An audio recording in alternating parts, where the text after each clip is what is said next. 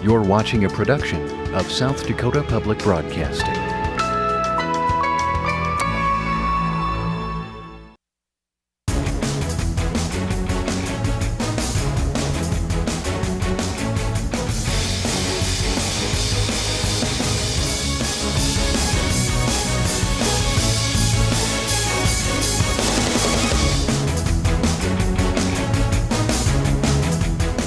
This high school activities championship event is conducted under the auspices of the South Dakota High School Activities Association.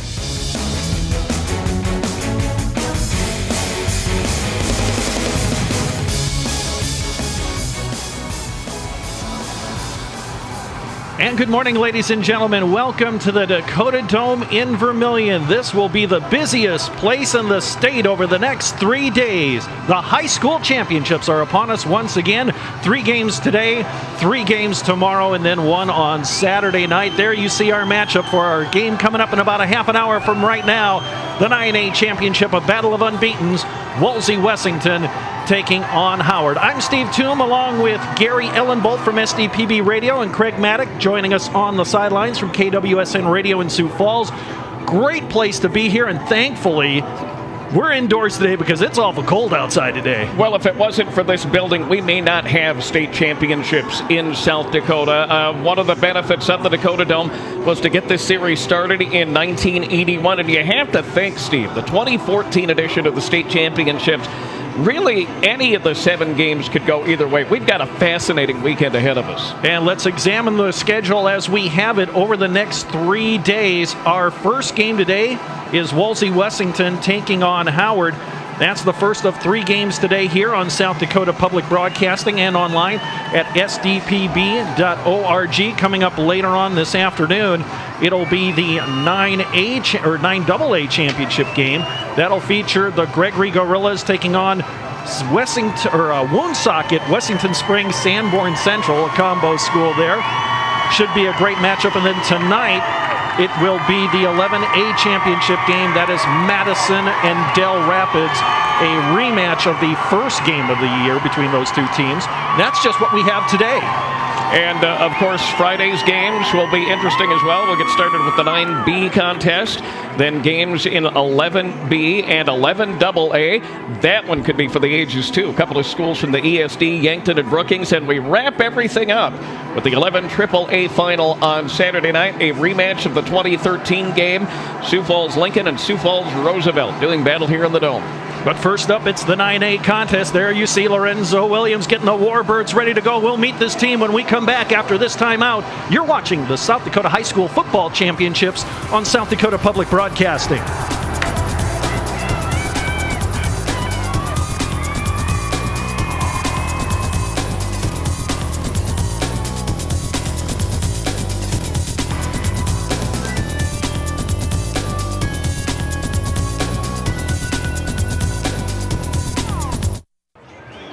Welcome back to the Dakota Dome in Vermilion. This 9A championship game made possible by the support of Mid-Continent Communications, Dakota Bank, and the Friends of South Dakota Public Broadcasting. I'm Steve Toom along with Gary Ellenbolt. The designated visitor team for this matchup are the Warbirds of Wolsey-Wessington, perfect on the season this year, and they are led by one of the best players to come down the turnpike in 9-man football, a guy named Lorenzo Williams. Lorenzo Williams having an incredible year, 2,500 yards rushing, 26 of 40 passing. There you see the map view of Wolsey-Wessington High School. Williams could be joined by Hunter Johnson in the 2,000-yard category. Obviously a run-oriented team, 76th the enrollment.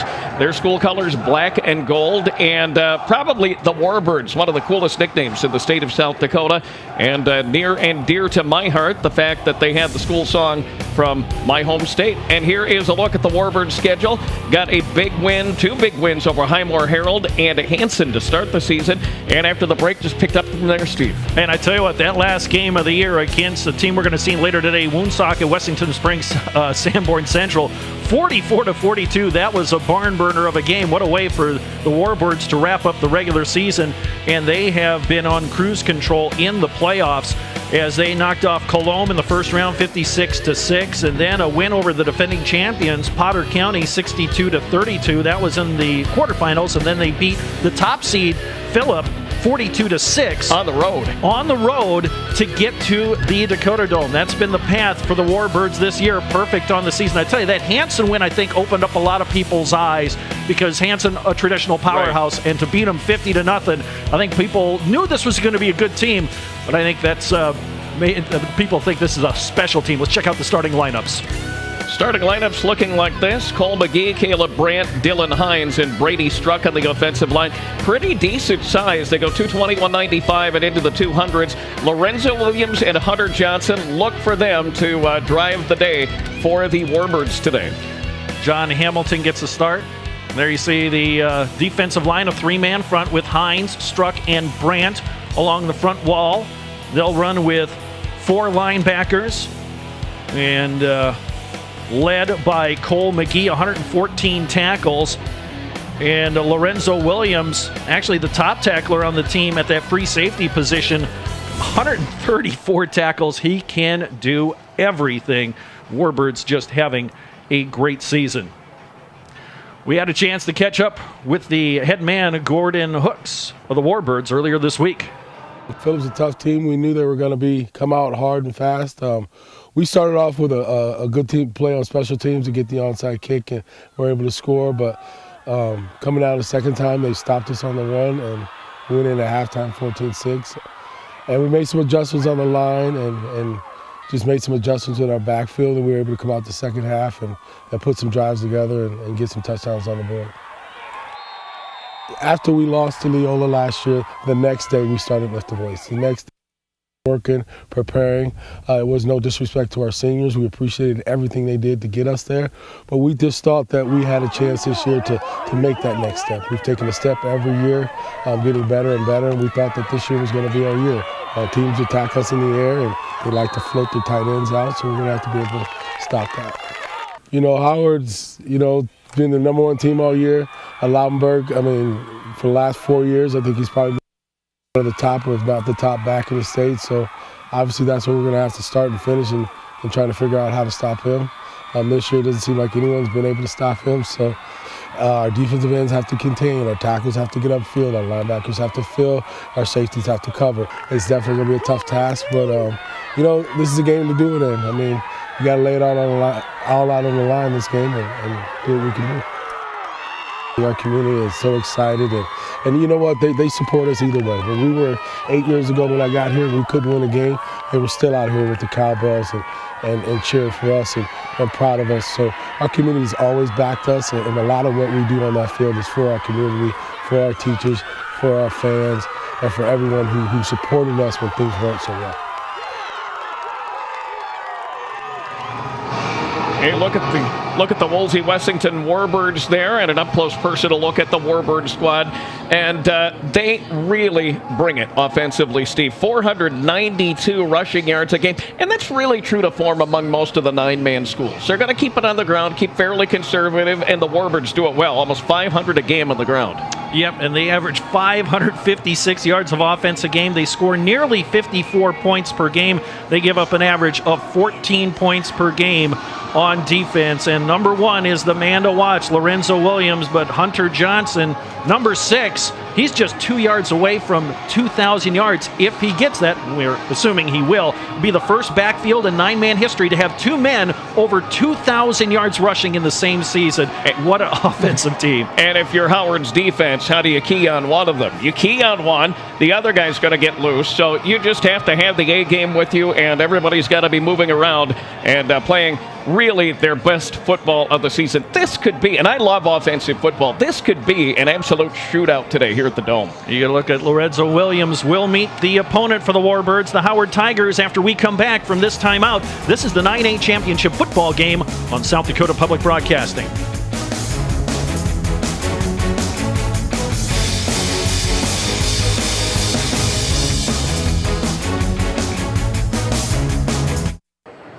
I'm Craig Maddock. with Pat Rummel. He is the head coach of the Howard Tigers. Coach, this is your third trip to the Dome. You're feeling pretty relaxed right now. Yeah, pretty relaxed. Yeah, I mean, the guys are pretty relaxed, too. It seems like they've been focused for this for quite a while. So this is something they've been, looking forward to since last year's semifinal loss. And so now that we're here, I told them make the most of it. 10 seniors on this club. What kind of leadership have you seen from those seniors? Oh, it's great all year. Our captains especially, but it's been great. They really they kind of coach themselves in a way. They police themselves, and realistically, I think for our captains this year, the guys that we chose, I could have chose any of them, realistically. Of course, everyone talks about Luke Loudenberg, what he has meant. He can't run those 6,000 yards in his career because of that offensive line. Yeah, they get off the ball, and they're really good at making adjustments on the field as we go. Sometimes they'll come to the sideline, say we need to change this up a little bit, and we do. We don't even have to wait till halftime. So they're really good on the go, and they're very quick. All right, 11,000 yards of total offense, both of these teams. What's going to happen today? I don't know. I guess it's a defense that shows up to play today, is they can get another stop. But our defense, like I said, they've been looking forward to a matchup like this. We've shut down some really good offensive teams in the playoffs with Warner and Alcester Hudson and Viborg Hurley. So, this is just another one. I know these guys are the cream of the crop, and these guys want to see how good we are. I see you got all your plays on your wristband here. You only have one play. It's to hand it off to Loudenberg. It might seem like that, but like I said, I got a lot of good players in this team. Loudenberg gets all the accolades and so forth, but there's some pretty good other players out there as well. And then last, you said your defense is ready to take on this explosive Wolsey-Wessington team. They are. They can't wait to play. Like I said, if you're going to, be the best, you got to play the best, and they want to see how they stack up. Pat, thanks. Congratulations. Good luck. Thank you. There he goes. Pat Rummel, head coach of the Howard Tigers. It's their third trip to the Dome. It's going to be a wild one today, guys. Both. 10,000, 11,000 yards of offense between these two teams. Thanks, Craig. And you're right. Offense is the name of the game, at least on paper, coming into this game. We know Wolsey-Wessington can put up points. They've racked up big numbers, but so have the Howard Tigers. They averaged 392 yards rushing a game, 55 through the air, 447 total. They score 56 points a game. They give up 12 points per game on defense. The Howard Tigers, they have been a consistent playoff threat the last few years. As we get a look at Howard High School, of course, also known for their outstanding wrestling program, and of course the name Rummel, kind of synonymous with sports in the community of Howard. Indeed, and Loudenberg is as well. When you talk about wrestling, Luke Loudenberg has won a series of state championships in the lighter weight for the Tigers. There's actually some thought that he will continue his college career in wrestling rather than football. He's not a big guy, as you found out. He's about 5'5". You look at that run against Alcester Hudson that we saw in the video footage, you can tell this kid's as advertised. The Howard Tigers, perfect on the season. And they played a game actually on a neutral field there against Bridgewater Emory Ethan, and they routed them 36-0. Again, that second game of the year, kind of that statement game from Howard. Had a high-scoring game against Mount Vernon Plankington. Menno Marion came in with high aspirations, and the Tigers beat them 50-0. And they just rolled through. And look at the score of that last game. That's one of the highest scoring games in nine-man history. 79-52 over Freeman to close out the regular season. That's almost an arena ball score. Adonis Rummel starts at the tight end. Hosh, Dornbush, Nisus, and Henkel across the front line. They run a double tight end set, and as Pat Rummel has said, we're pretty much a no-nonsense football team. No, they're going to come straight at you with that running game. As Luke Loudenberg, 5'5", 150, he averages 14.5 yards a carry. On defense, it's the twins, Thad and Tanner Henkel at the defensive ends. Dane Thornbush anchors that defensive line. Stalwart linebacking core, led by Caleb Haas with 93 tackles and 5 interceptions on the year. Bailey Nisus also with 85 tackles. And then Loudenberg and Genslinger in the back wall. Genslinger listed as a linebacker, but that's kind of more of a hybrid position on the defense, as he'll drop back into deep coverage as well. Loudenberg also with 59 tackles, 2 interceptions, and 2 fumble recoveries on defense, number 23, the man to watch, really on both sides of the ball for the Howard Tigers. And while we got a moment here, we've had some video footage we've been showing you. I'd like to send out thank yous to KSFY and KDLT for providing us with some of the video footage today. And of course, our crews have been around the state interviewing coaches throughout the week, but we've also been helped out by our friends at KSFY and KDLT, and we'd like to thank them. As you get a look at the Howard Tigers as they're getting ready for this big 9-man matchup here against the Warbirds of Wolsey-Wessington, examining some of the numbers here for these respective teams. Howard, 76 rushing touchdowns on the season. That is a new all-time record. Hanson held the record back in 2005 with 69 rushing touchdowns. That 79 points that Howard put up earlier this year, that's the 9th most points ever in a game all time. And as far as we know, that 131 points, according to our friends at Mariah Press, that is a record for combined points in a football game. 131 beat the old record of 130 back in 05 between Phillip and Kadoka. So that's a lot of points. And I tell you what, in a game like this, I wouldn't be surprised if our scoreboard operator is going to be very, very busy today with these two teams. They can just put up numbers like crazy. He'll probably ask for a raise at halftime. And I think Pat Rummel had the perfect description of this game, Steve. He said whoever makes the defensive stop that another team doesn't make is going to end up winning. It's whoever comes up with one more stop on the defensive side, because both of these teams are so offensively laden. And you can't ignore the defenses, certainly, because it takes the 18 guys you've got on both sides of the ball to get you here. But this could very well be an offensive record setter here at the Dome today. And what a way to start this first game. While we're here, I do want to thank somebody else. You mentioned Mariah Press. We get a lot of information from Dave Kemp at Mariah Press and sdhistory.org, and he has provided so much information. sdsportshistory.com, excuse me, and you had the opportunity to subscribe to that and get the information that the media gets, the coaches get, etc., from across the state of South Dakota. And Mariah Press at sdsportshistory.com would like to thank Schoenemans for their continued support of our efforts. We're about 10 minutes or so away from kickoff of this 9A championship football game. We'll take a timeout, come back with more. You're watching the South Dakota High School Football Championships on South Dakota Public Broadcasting.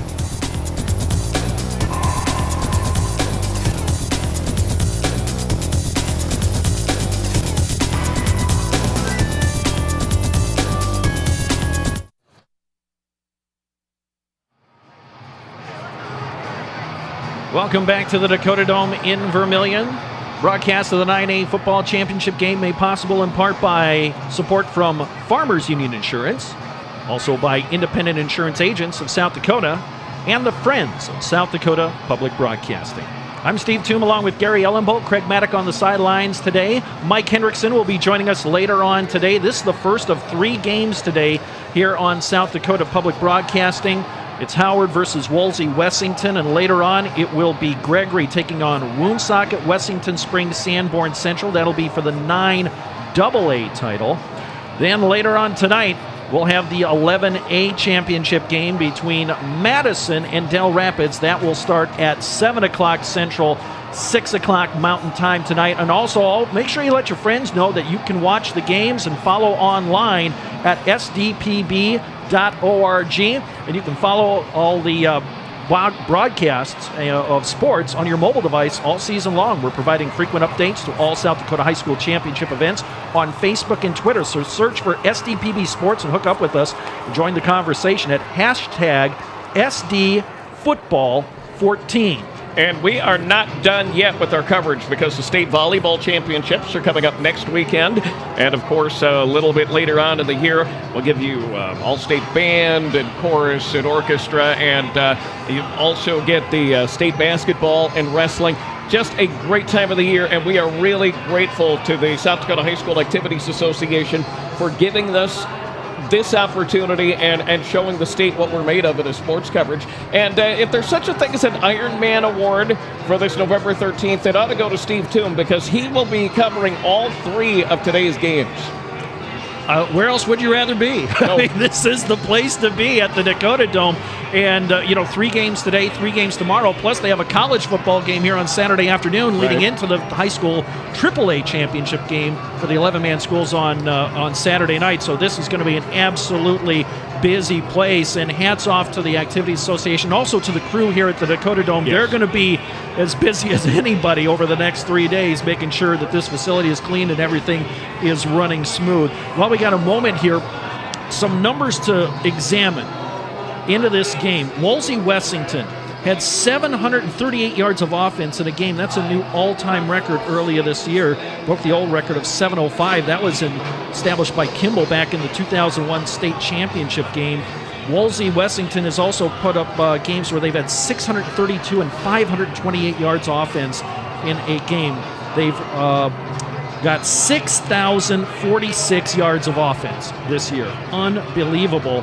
But it's 1 yard behind the all-time record for total yards. That's 6,047, but that was established by Freeman in 1996. And that was a Freeman Flyer team that was at an absolute roll back in the mid to late 90s, too. Yeah, they won 4 championships in a row, did the Freeman Flyers, and established themselves as one of the great teams in state history. But Howard, no slouch as well. Again, they have 76 rushing touchdowns on the year, and they've had 513 yards rushing in a game. So, again, we don't expect to see the football in the air too many times today, but obviously the big stars, Loudenberg for the Howard, Williams for the Warbirds, and obviously the defenses, you got to find a way to at least contain these guys. Exactly. If you can keep them to a couple of yards, maybe get that frustration factor to settle in, your defense could be off for a very good day, but it's going to be very tough to do when you look at the yardage statistics of Johnson and Williams, particularly for Wolsey-Wessington,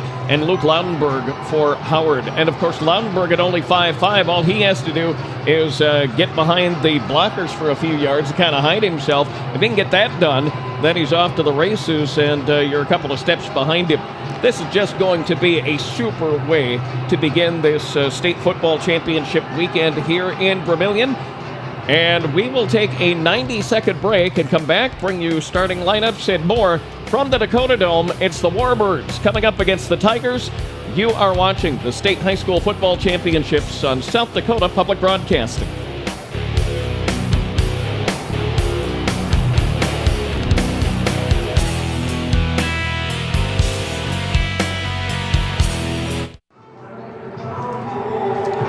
Welcome back to the Dakota Dome in Vermilion. We're just minutes away from the start of our 9A championship football game, a battle of unbeatens, offensive juggernauts, the Warbirds of Wolsey-Wessington, the Tigers of Howard. I'm Steve Toom along with Gary Ellenbogen.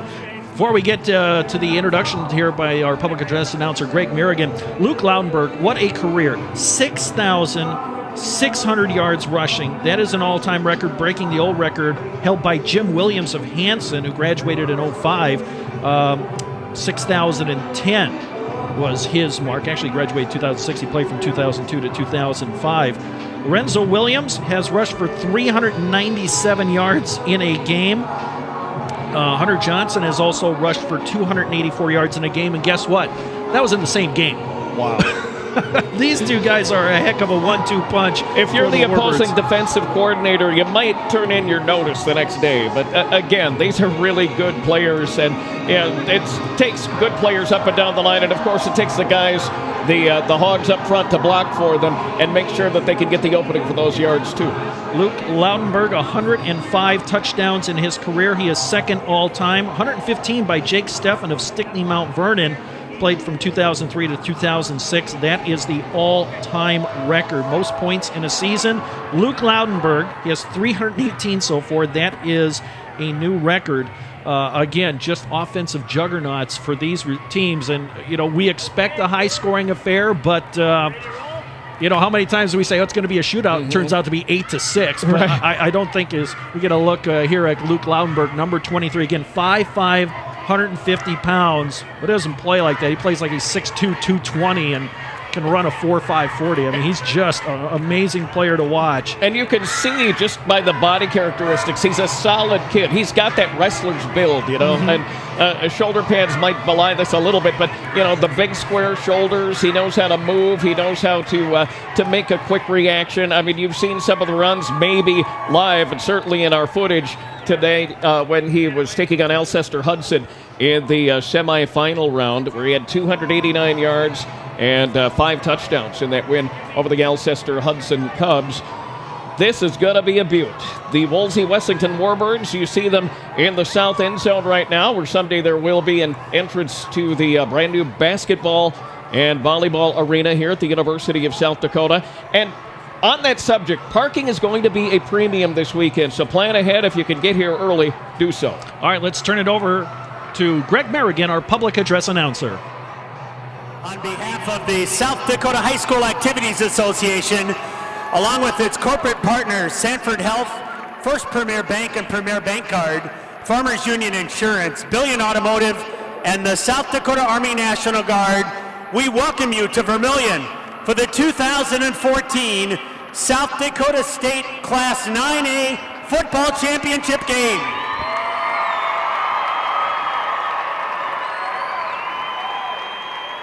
Fans, we remind everyone that good sportsmanship on the part of coaches, players, and spectators is crucial to the future of athletics at all levels. The South Dakota High School Activities Association supports the need for proper behavior on the part of everyone in athletics. Be a sport and support good sportsmanship during these football championship games. Fans, at this time, let's meet the cheerleaders for both squads. First for Wolsey-Wessington, Alyssa Stevens, Ashley Christensen, Chelsea Langbein, Jaden McCready, Courtney Quam, Kaylin Mariona, and Emma Abbott. And now the cheerleaders for the Howard Tigers, Haley DeYoung, Haley Feldhaus, Kayla Kepsel, Cassie Manziono, Audrey Rummel, and Michaela Whips. And now let's meet the two teams playing in this championship game. First, the offensive unit for Wolsey-Wessington. At quarterback, number 1, Lorenzo Williams.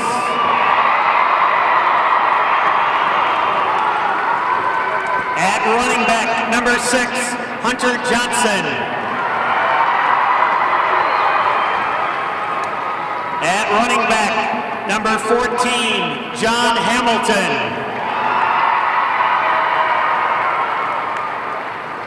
At wideout, number 23, Darren Ogunmilisi.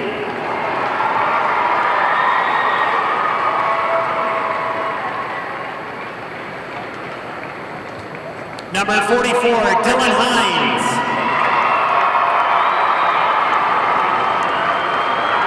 At tight end, number 56, Brady Struck. Offensive lineman, number 57, Cole McGee. At center, number 89, Caleb Brandt. At wideout, number 9, Jared Weber. The head coach of the Warbirds is Gordon Hooks, assisted by Ralph Newton.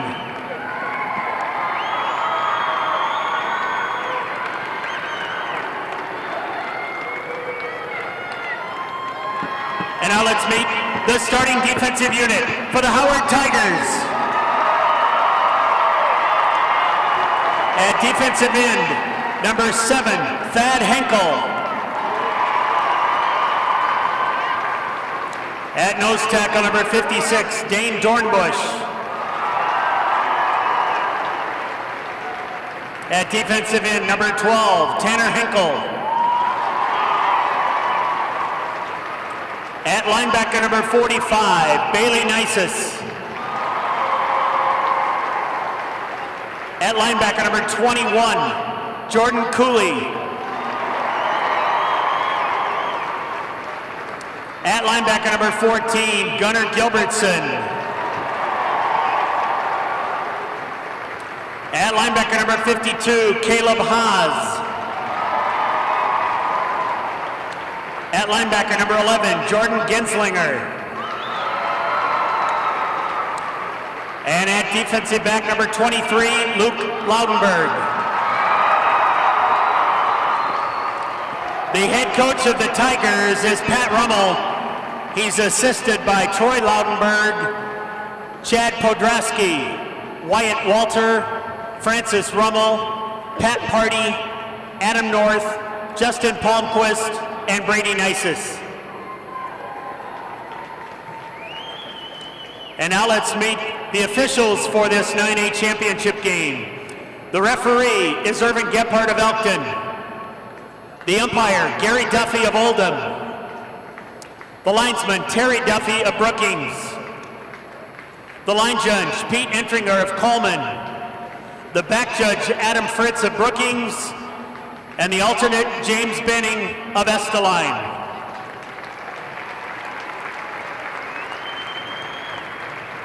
Ladies and gentlemen, will you please stand for the singing of our national anthem as it is sung by members of the Jones County Girls from Jones County High School under the direction of Rose Comp. We would remind all in attendance that proper respect is to remove your cap or hat, face the flag, and stand at attention with your right hand over your heart. Veterans may salute the flag.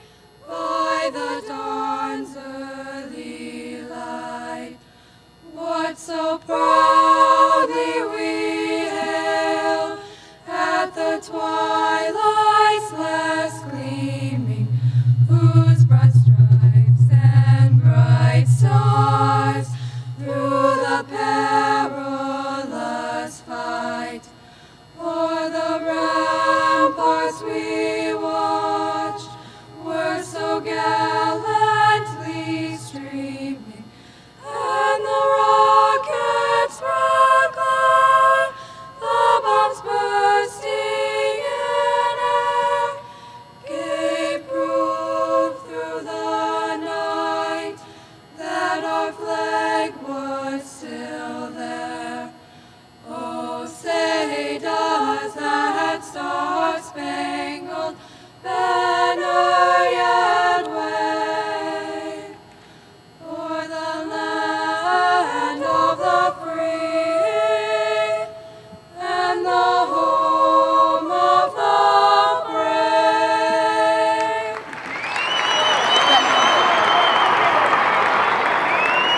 And now, ladies and gentlemen, we direct your attention to the rafters high above the playing field.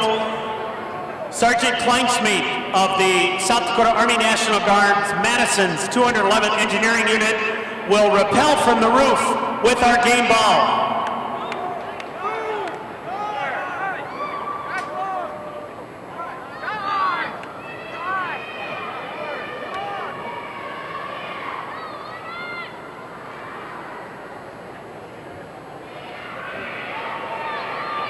Sergeant Kleinschmidt is with the Madison 211th Engineering Division.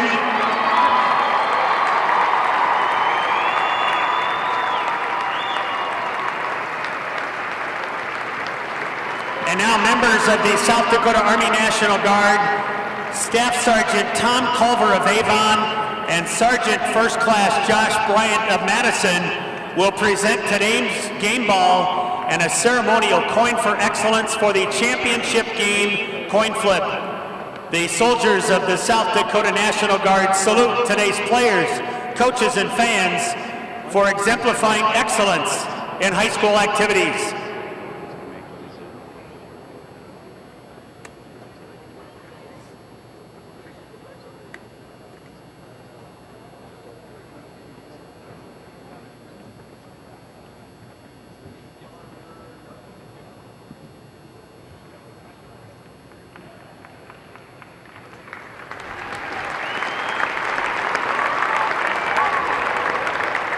gentlemen, we'll do the ceremonial coin toss. Howard won the toss. They elected to defer. Wolsey-Wessington will receive. Let's flip around. This way. Okay, let's have a good game, gentlemen.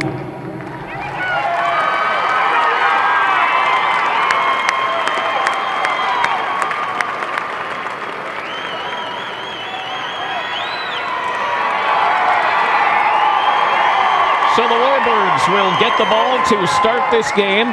Howard's Tigers winning the toss, electing to defer and take the ball, see what they need to do in half number 2.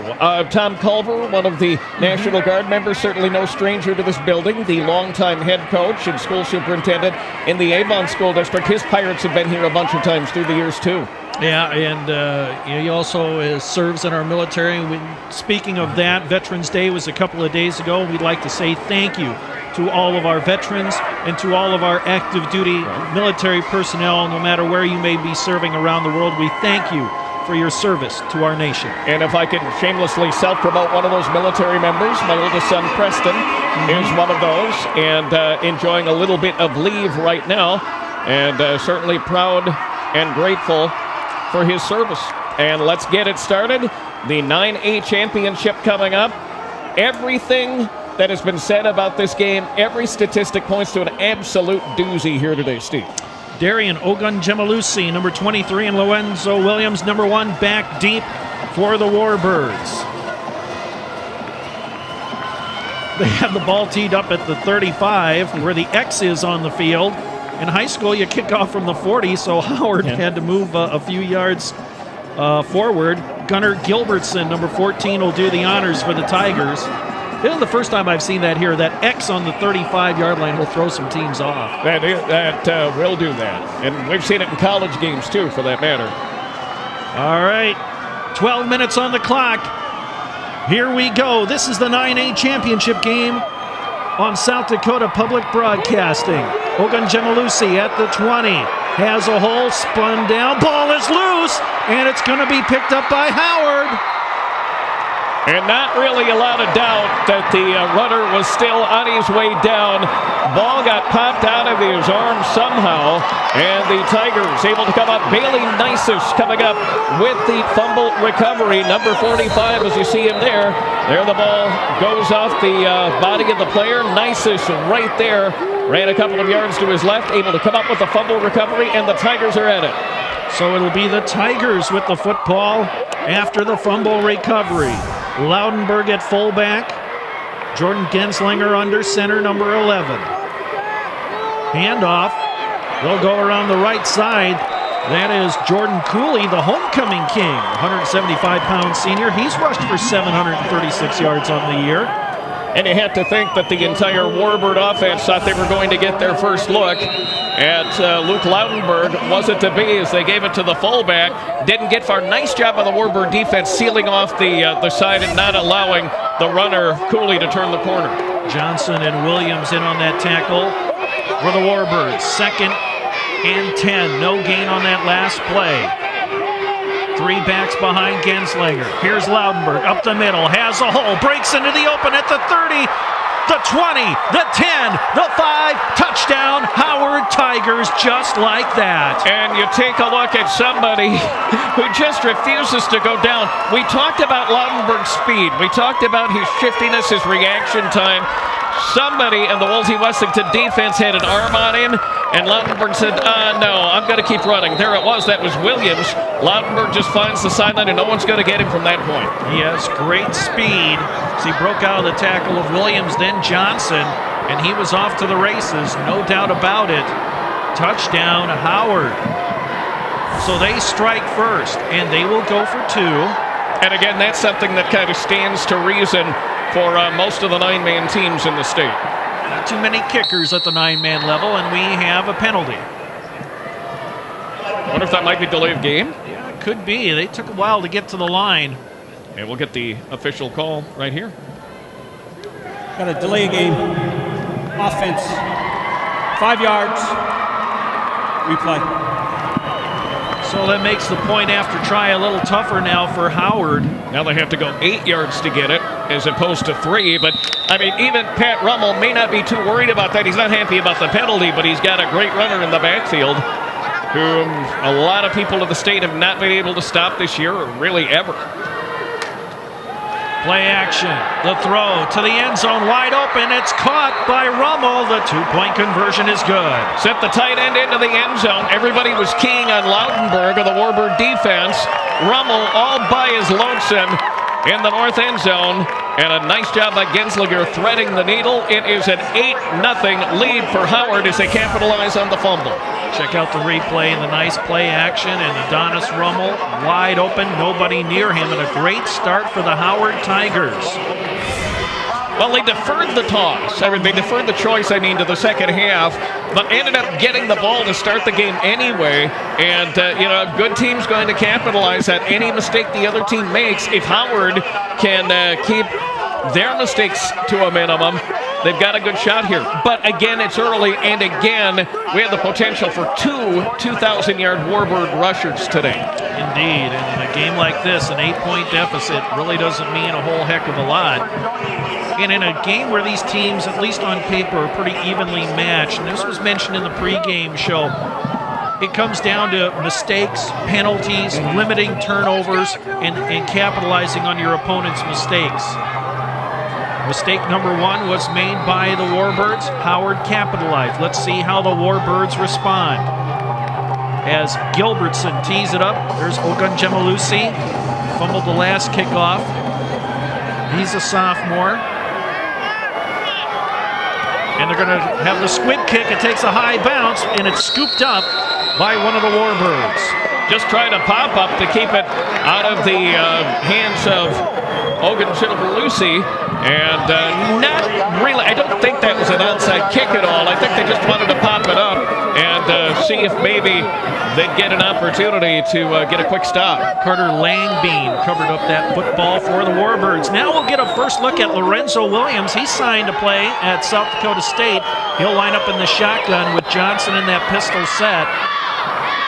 Receivers either side, and Johnson into the line, spins, and he'll get maybe a yard.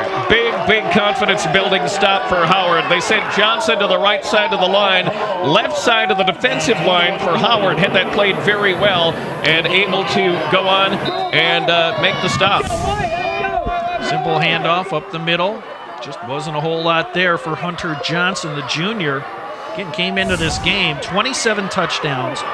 14 yards per carry is what he averages.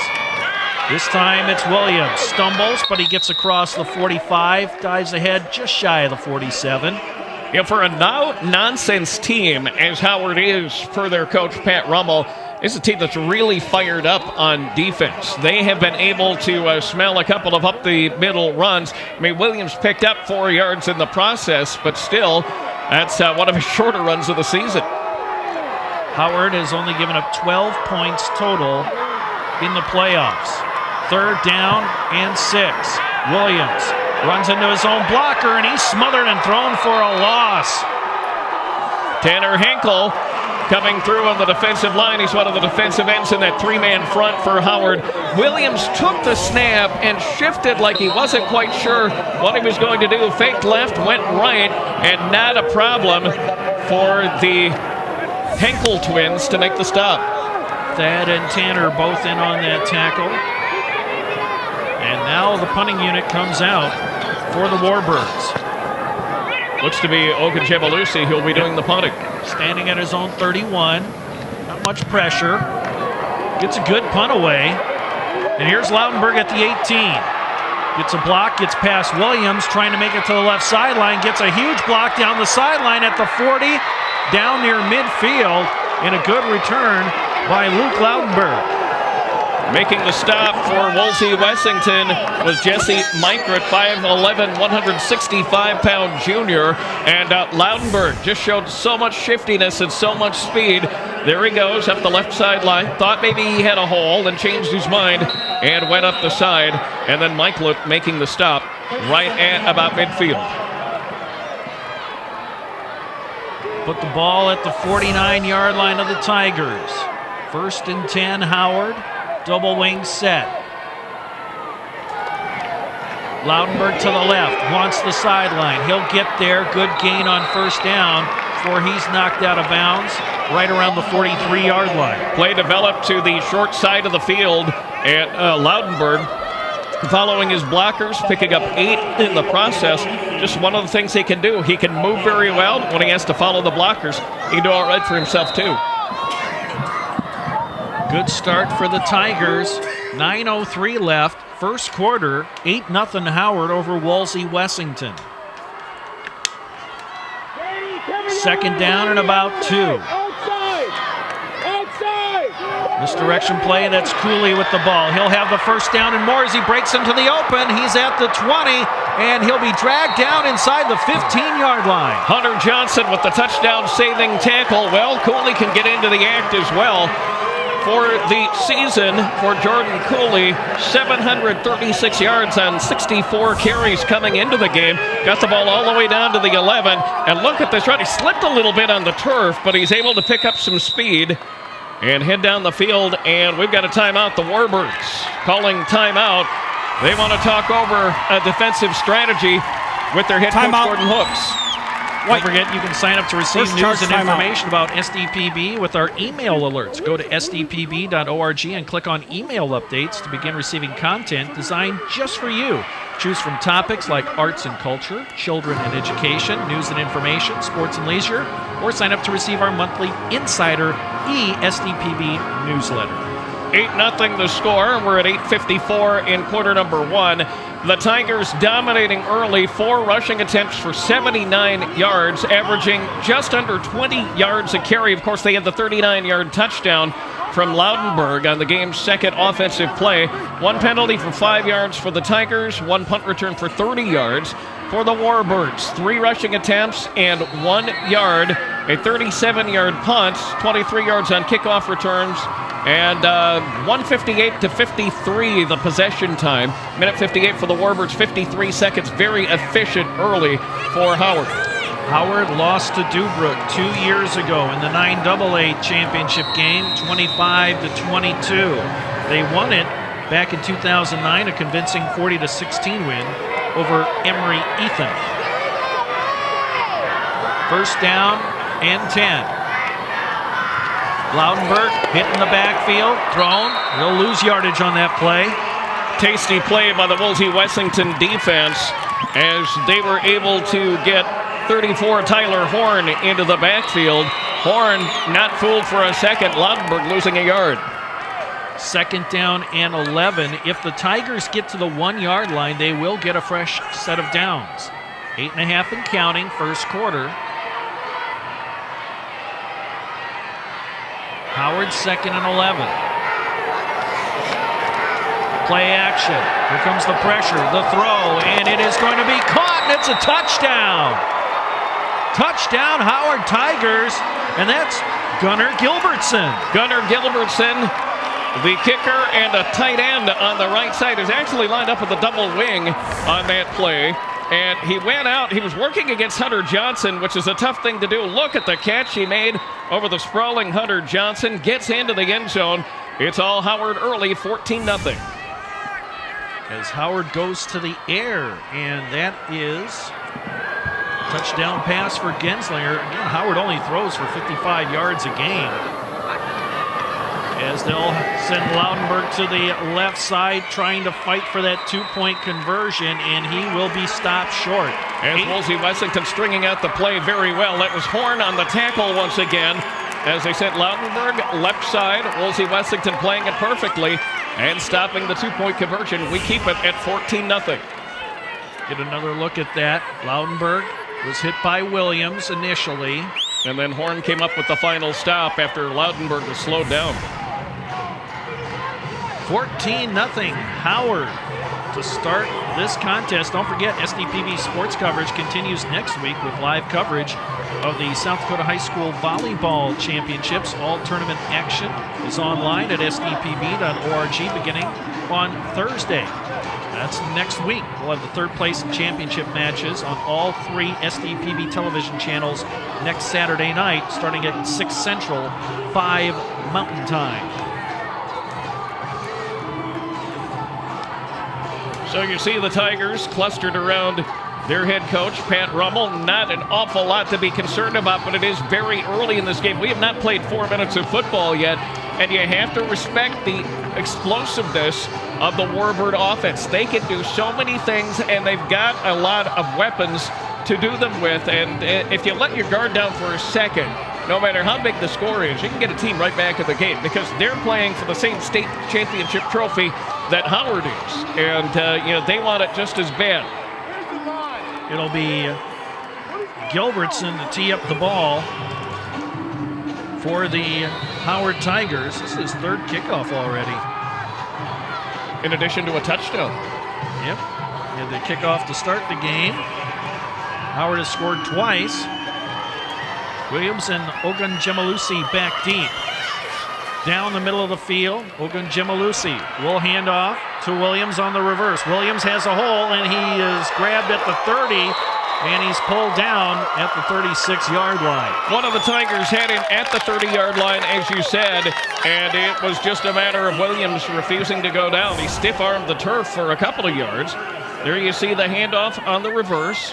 That gave Williams a little bit of room to operate, and there you see somebody with the arms wrapped around the leg. That's what brought him down, but Williams making some lemonade out of the lemons and diving forward.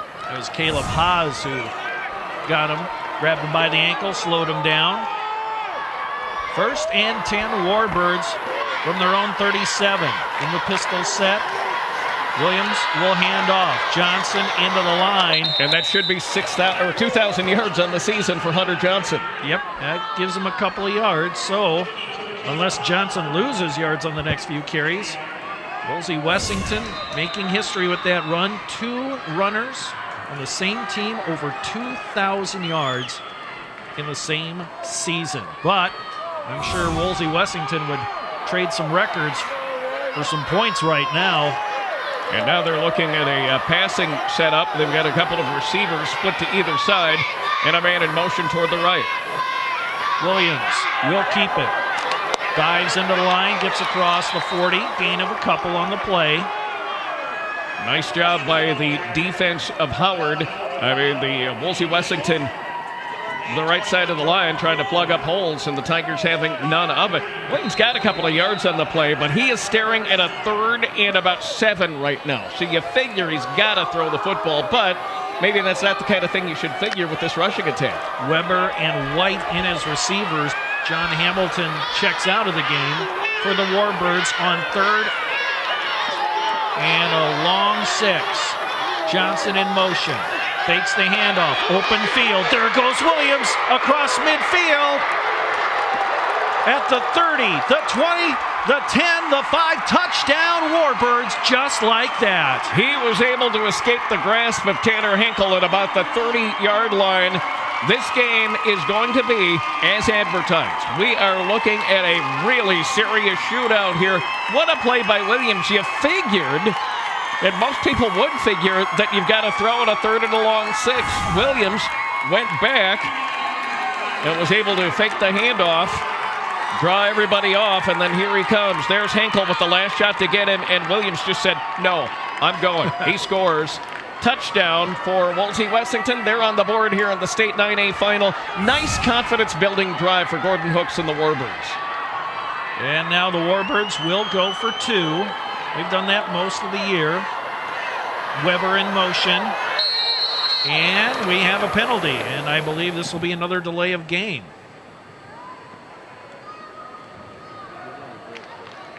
Irving Gebhardt, our referee. Delay of game. Offense. And so we'll see what the Warbirds do. This is the first penalty on Wolsey-Wessington. Each team with 1 penalty now, and each team with the same penalty, same situation, delay of game on a 2-point conversion attempt. Weber again comes in motion. Number 9. Williams will roll out, looking to throw, puts it in the air. He's got a man. It is Weber. It is caught, and that's good for a 2-point conversion. But there's a flag down right at about the 4-yard line. Hold the phone. That was a beautiful catch in the end zone by number 9 for the Warbirds, but penalty flag may negate the whole thing. One would think it's in the area of a ineligible hold. downfield. Okay. Offense, number 89. It's the center, Caleb Brandt. So we'll back it up now to the 13-yard line and try it again. And people are wondering, why is 89 as a center? In 9-man football, the traditional number rules where you have to have your linemen in the 50s, 60s, 70s, for example, those do not apply in 9-man football in South Dakota. So you can see number 7 as a center or whatever. Williams to throw, lobs it up, has a man, and it is caught by Ogunjemalusi. The 2-point conversion is good. It's 14-8. Howard on top of Wolsey-Wessington. You're watching the 9A championship football game on South Dakota Public Broadcasting.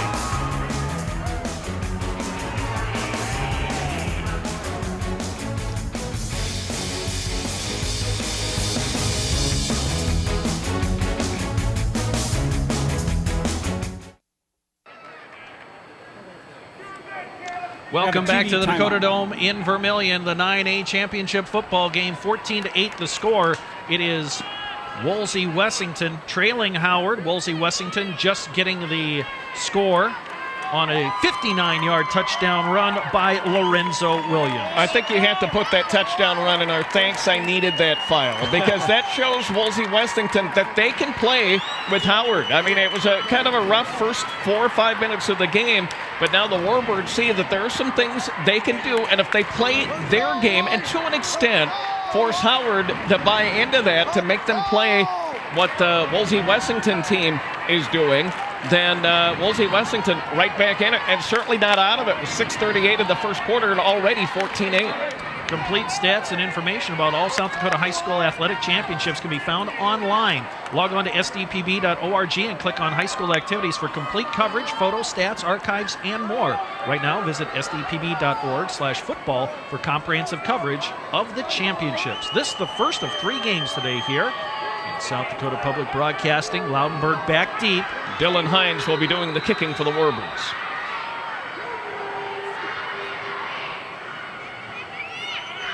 And it's a short kick out in no man's land, drifts to the sideline and just rolls over the sideline. And that was close. It kind of tightrope the sideline a little bit on that far side.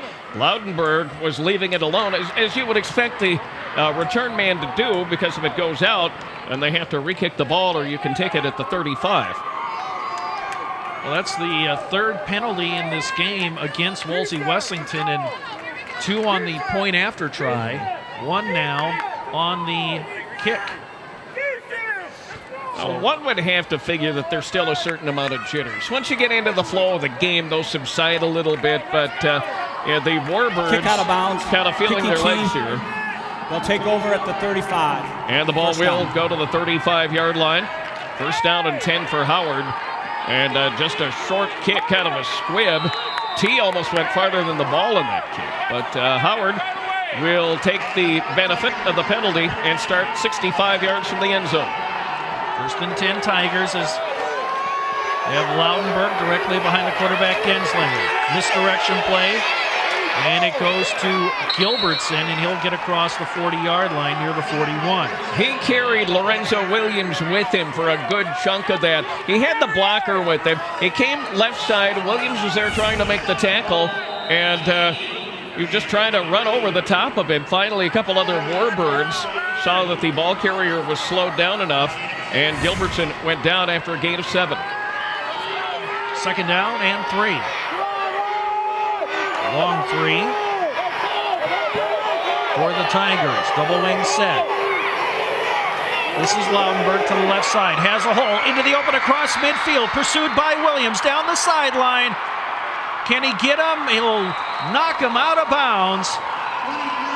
We'll see where he stepped out of bounds. Official racing down to put the ball inside the 10, right near the 7-yard line. Now take a look at the end of the play here. Loudenberg took the pitch, very nice blocking, just danced around the defender. Now it's a foot race between Loudenberg and Williams, and look at him tightrope. Finally gets out of bounds right at about the 6-yard line, or the 7 is where they're going to put him. what a run. And so typical of what this guy can bring you. First and goal, Tigers, as they come marching the other way in a hurry. Misdirection play goes to Jordan Cooley, and he'll lose a couple of yards. Cooley has shown that he can pick the big plays when he gets the opportunity, but that time very well played by the Warbird defense as they tried to sweep to the other side. There's the handoff, and not terribly fooled Lorenzo Williams, and he's got his back up a little bit after the long run from Loudenberg. He made the nice tackle.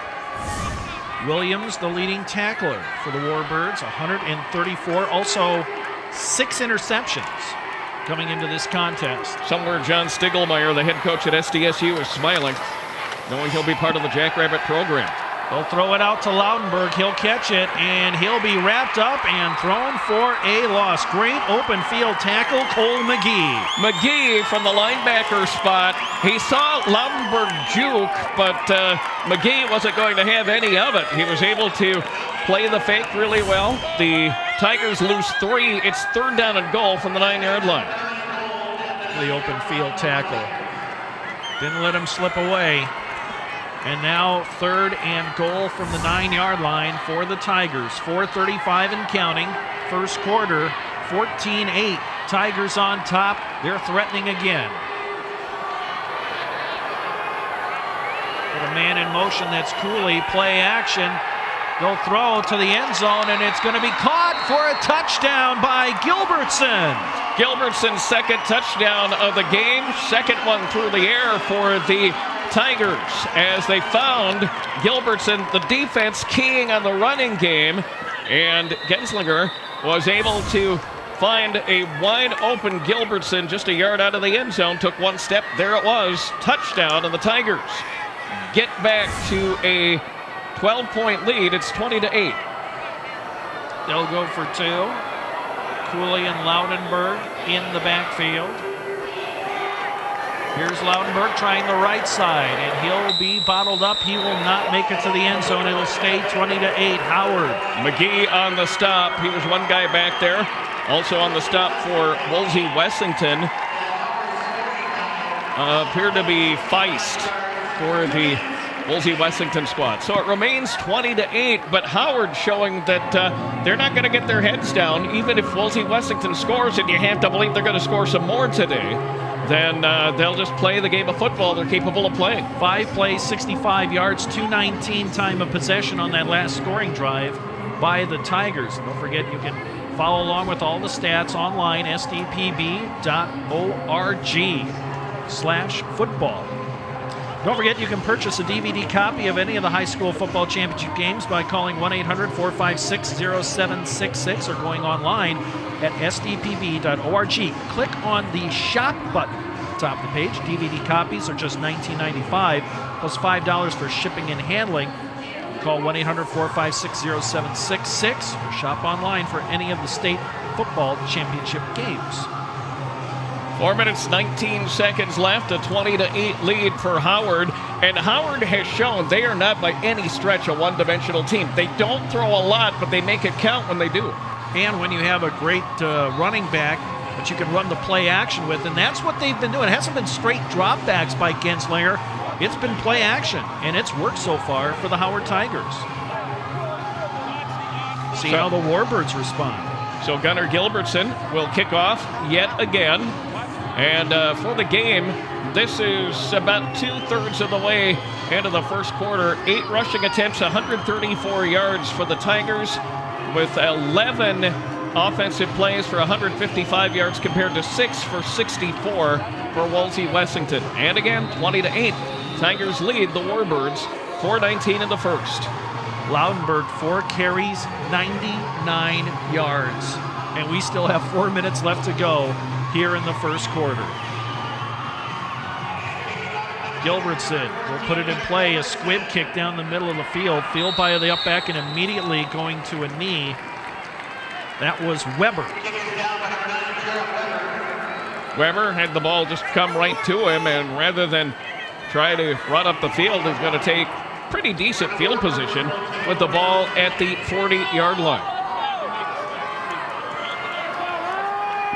So Lorenzo Williams comes out again. If you're wondering about his passing stats, 26 of 47 on the year, 55%, 650 yards, 5 touchdowns, 0 interceptions. There's a new man under center, and that's Jared Weber. Handoff Williams. He'll follow to the right side, and he'll get across the 40 to about the 42. Interesting maneuver putting Jared Williams in the backfield now along with Hunter Johnson, which is quite a 1-2 punch. Jared Weber not playing a lot in the course of a season. 6 of 9 passing, 13 rushes, 75 yards. So the Warbirds going to change things up. They'll have Weber, or check that, Williams now at quarterback out of the pistol set. And Weber is a wide receiver to the left side now. Williams looks to throw, has a man caught, and it's dropped. Incomplete. Ogunjemalusi, the target at midfield, had it for a moment, but the ball was knocked out of his hands. You'll see that Williams had all kinds of time to throw. He just took a couple of steps back. Blockers with excellent pass blocking here, and they're finally able to find the open man, who dropped the ball as soon as he was hit, as Ogunjemalusi dropping the ball right at about midfield. He had a hit put on him by Loudenberg. Separated the receiver from the football, textbook perfect. 3rd down and 8. Williams will keep it. Gets to the right side. Wants to turn the corner. He can't. He's tackled right near the line of scrimmage. Nice job by Genslinger on the defense for Howard, as Jordan Genslinger, one of the linebackers for Howard. It came left side, tried to run the play to the right, and Williams not really getting anywhere because that is just a perfect job of sealing off the corner. That's one of his main responsibilities, Genslinger, making sure nobody can turn upfield. Mission accomplished. It'll be Ogunjemalusi to punt the football away from his own 30. Not much pressure. Line drive. Headed for the sidelines. Bounces out near the 20. So in effect, a touchback for the Tigers as they start 80 yards away. This has been a fairly long first quarter, but you have to expect that when you figure there have been 28 points scored already in the game.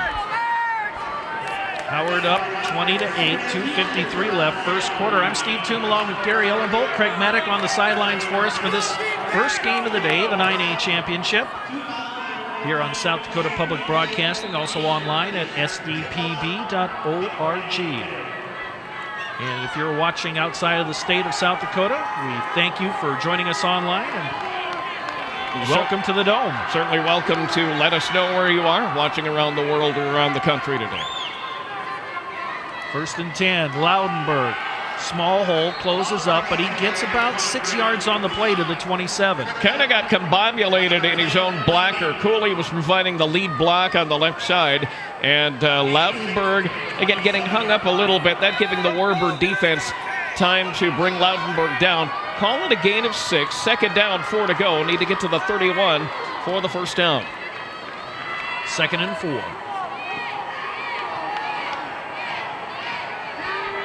Genslinger taking his time.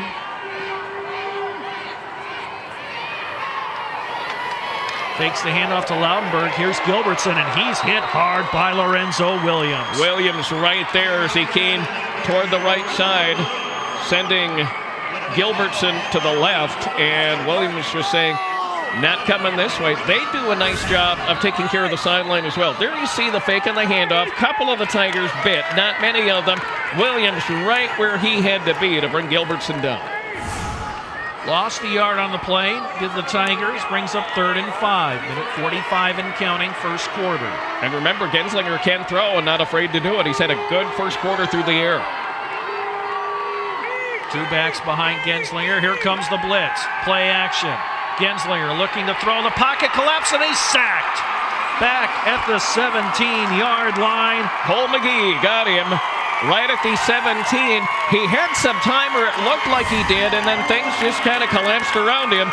There he is back to throw, and here comes McGee right there to wrap the arms around number 11 and haul him down, and it is 4th down and a bunch for Howard.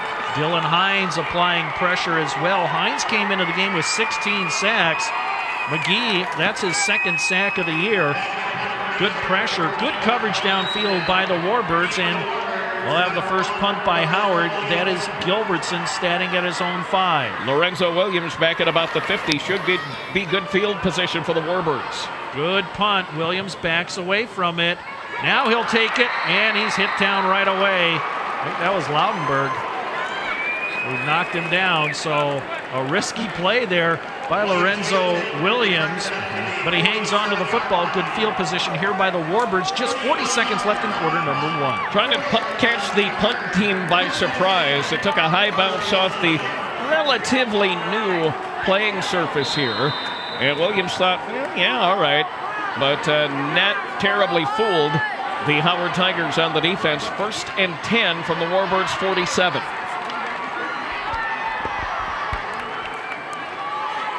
Williams lines up pistol formation, puts a man in motion. He'll roll out, look downfield. Ogunjemalusi has a step, but the ball's overthrown, incomplete. And Williams got rid of the football just in time because he had the nose tackle, Dane Dornbush, about ready to bring him down at the 40. He was able to get it in time, but had a little bit too much mustard on it, and not an opportunity for a catch for Ogunjemalusi. Ogunjemalusi, 9 catches coming into this game, 4 touchdowns, averages almost 33 yards a catch. 2nd and 10. Ogunjemalusi in motion. They'll run it to the left side. Keeper all the way by Williams. He's into the open field, makes a man miss at the 40, just one man to beat, and he'll be pulled down near the 20-yard line. Cooley with the touchdown-saving tackle. Williams showing excellent reaction. Somebody was trying to get him down low. Williams able to just hurdle the defender. Here he comes left side behind the blockers, now doing his own work. There's the slight hurdle. Then he goes left side. Cooley there to bring him down despite Williams' best efforts. Pretty run for Lorenzo Williams.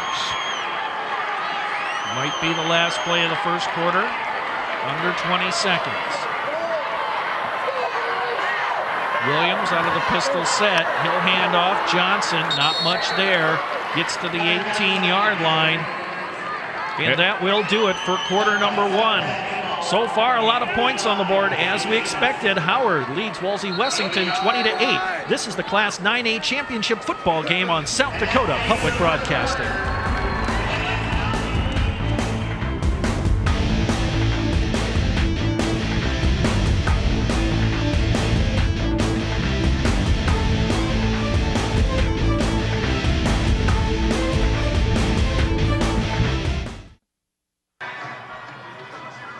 Welcome back to the Dakota Dome in Vermillion. I'm Steve Toom along with Gary Ellenbolt and Craig Maddock. Our score after one period of play is Howard 20, Wolsey-Wessington 8. A high-scoring game, but kind of just what we figured.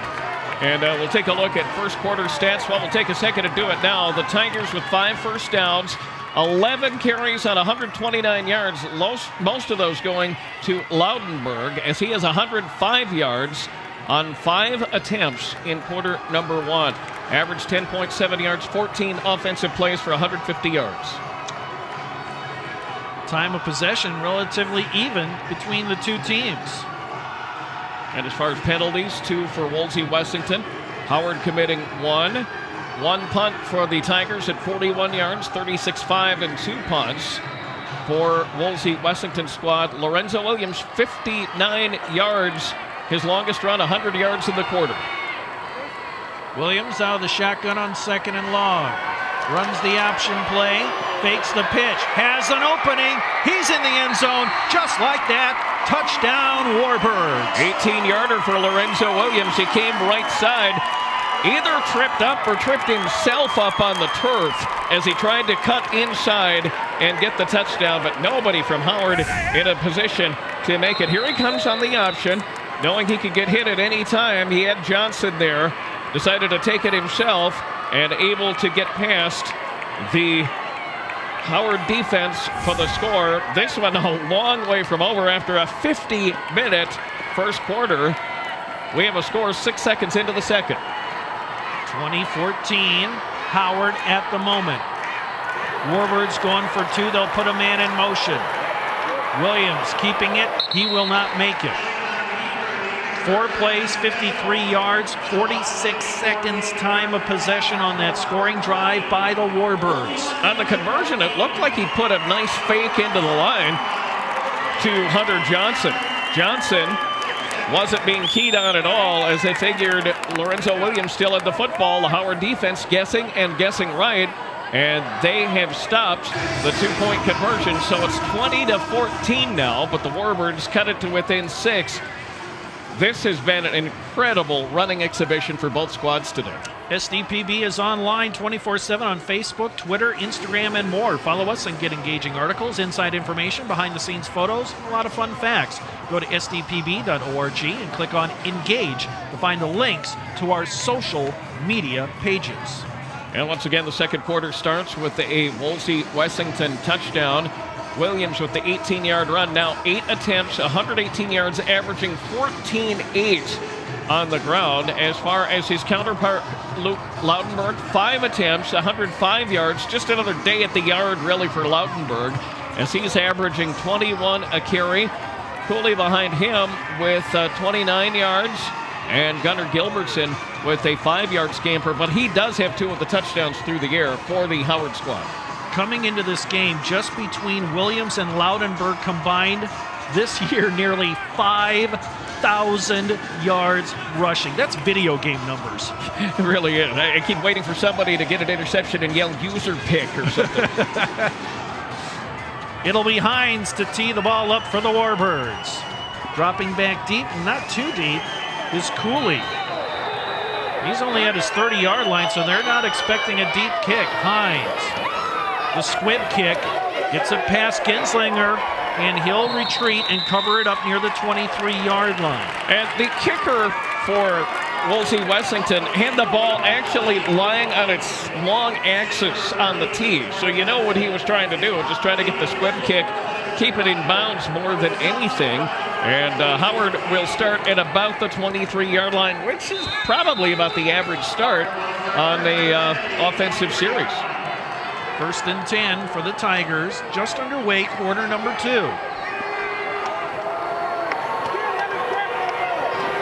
Great to have you along with us today. It's cold outside, but perfect here in the dome. Tight formation for the Tigers. Cooley will try the right side, and he'll be bottled up and thrown for a 3-yard loss. It looked like he was trying to go inside first and then thought better of it. Went toward the outside, and that's all the time Lorenzo Williams needed to get out of his spot. There he goes inside, saw Williams there, then tried to get the corner, and Williams able to make the stop. Also in on the tackle was Cole McGee, the linebacker, who's had a really good half. Yep. McGee and Williams, the top 2 tacklers on the Warbird defense. 2nd down, 13. Lautenberg quickly in the line, has a hole into the open across the 30. Good gain on the play before Johnson brings him down. And a very nice play that time by Lautenberg. Also need to give some credit to Ogun Jimalusi for helping out on the tackle as well. The Tigers will get the 1st down, and that for Howard, it's 6th of the game. Put the ball at the 34-yard line, 1st and 10 Tigers. 11-10 and counting, left quarter number 2.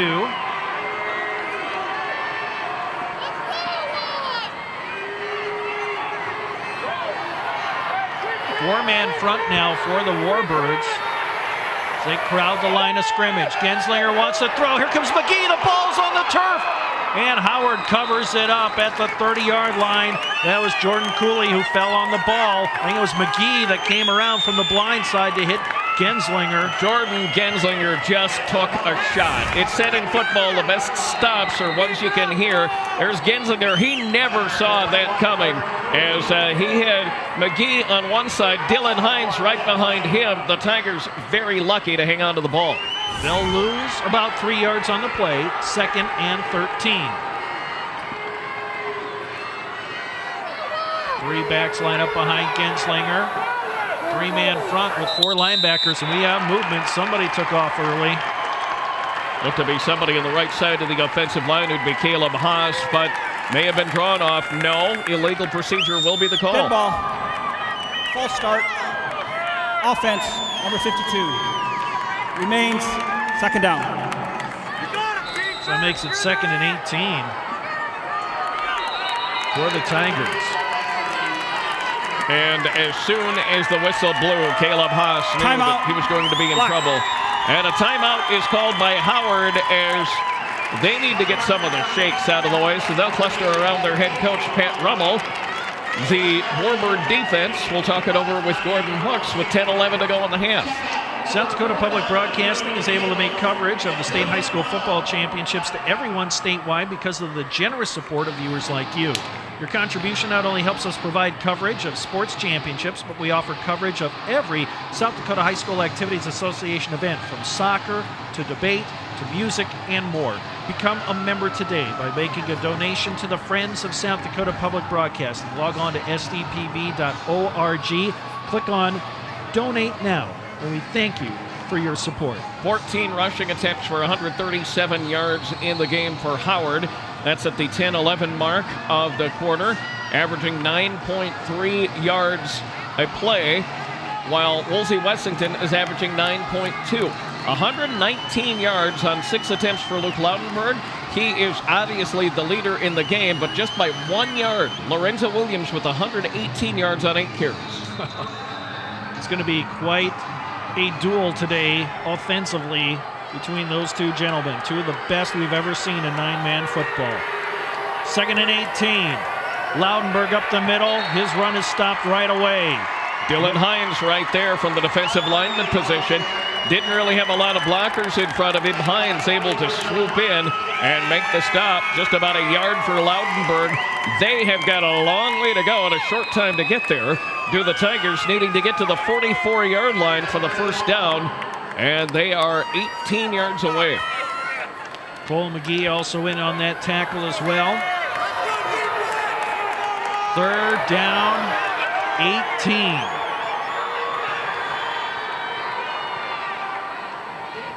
There'll be a play action. Genslinger throws. Loudenberg in the middle of the field catches it, but he's brought down at the 32-yard line. That's not even back to the original line of scrimmage. Couple of defenders keying on Loudenberg. Lorenzo Williams was one of them. Carter Laughlin coming from the linebacker spot as well. Loudenberg was going to make the catch, and they pretty much have to let him for the most part, but able to haul him down almost as soon as the ball came into his hands. 4th down, 12 to go, and Gilbertson will punt. And that's Ogun Gemalusi dropping back deep near his own 35. Gilbertson stands at his own 21. Snap is on target. Good punt. And it goes way over the head. It's rolling inside the 10, and it's dying, rolling at the 4-yard line. And that's where Loudenberg will touch it. An excellent punt by Gunnar Gilbertson. You know, that's the one person you don't want to see come into the game is the punter if you're the a fan of the Tigers. And he just got off a moonshot. In fact, the return man didn't even move. There it rolls, just gets to the 5-yard line down at the 4. Loudenberg doing the honor of downing the ball at the Warbird 4-yard line. But even then, as explosive as the Warbird offense is, you can't relax for a second if you're Howard's defense. Gilbertson flipped the field, and now it's the Warbirds operating deep in their own territory. 1st and 10 at their own 4. I formation. First time we've seen this today. They'll put a man in motion. That's Langbean. And it's Williams rolling out. He'll keep it. He'll be tackled after a short gain out of bounds. Might have 1, might have 2 yards. Loudenberg coming from the defensive back position. Williams taking advantage of a kind of a sweep to the short side. Hit Johnson and another blocker in front of him. But Loudenberg able to seal things off. There you see Johnson taking one man out of the way. Loudenberg making the tackle right at about the 5 or 6 yard line. They'll call it the 5, 2nd down and 9. As that play comes right into your living room. 8:33 left, 2nd quarter, 20-14. Howard on top of the Warbirds. Williams will keep it, gets through some traffic, and he just can't break a tackle, stretch forward, and they'll say his knee went down at the 8-yard line. Gilbertson and Loudenberg on the tackle for the Tigers. I'm a little surprised they're not going to Hunter Johnson more in this half. He has not had a lot of work today. No, and the times he has carried the football, he's been effectively contained by the Howard defense. Third down and about 6.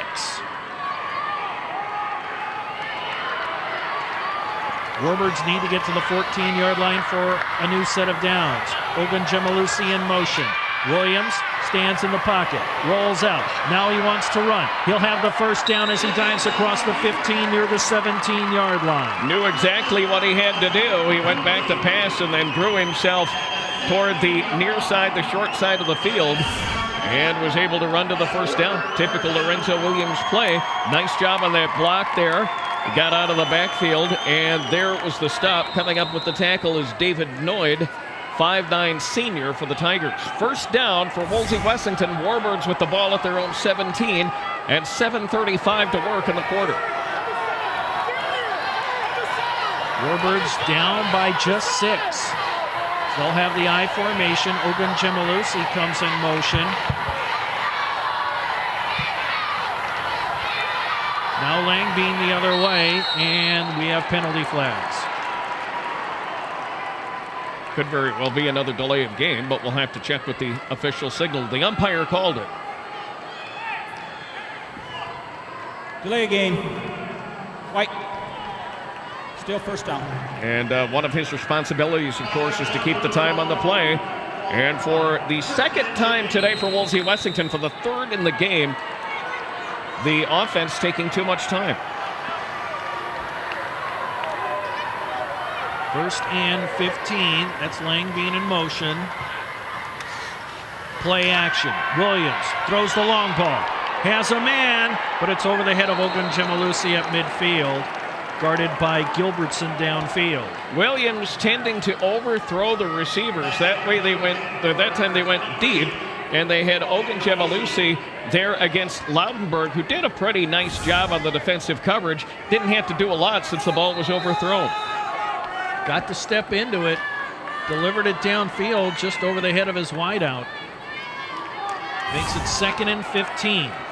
Also providing help on the defense that time, Gunnar Gilbertson has had a whale of a first half too in several phases. Ogunjemalusi in motion. Williams will keep it. Tries to cut against the grain and has a nice gain out to the 19-yard line. So that'll set up a 3rd and about 9 to go now for the Wolsey-Wessington squad. Williams again calling his own number, takes the snap, rolls left side behind the blockers, and there's the cutback inside. That's slowing him down just enough for a Haas and Dornbush and a couple of other Tigers to make the tackle.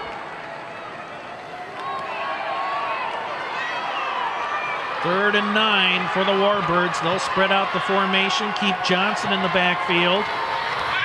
Williams has all day, throws a high arcing pass, and it's tapped away from Weber by Gilbertson at about the 41-yard line.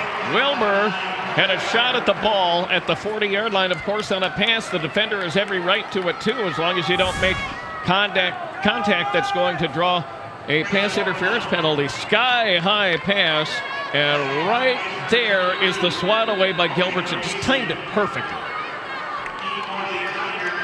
Ogunjemalusi will punt inside his own 10. Loudenberg stands at midfield.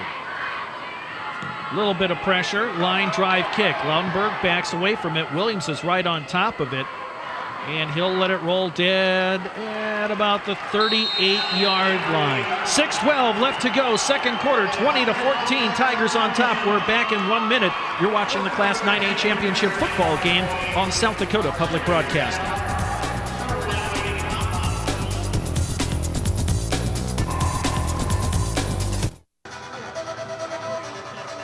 Welcome back to the Dakota Dome in Vermillion. This is the Class 9A Championship football game on South Dakota Public Broadcasting. I'm Steve Toom along with Gary Ellenbolt, Craig Maddock. Mike Hendrickson will be joining us later on today. The first of 3 games today on South Dakota Public Broadcasting. And so far, kind of what we expected, although defenses have kind of risen up here a little bit more in quarter number 2. They've been able to meet a few challenges at this point. Luke Lautenberg, the leading rusher for Howard, 7 attempts, 119 yards. Lorenzo Williams on 12 carries, 137 yards.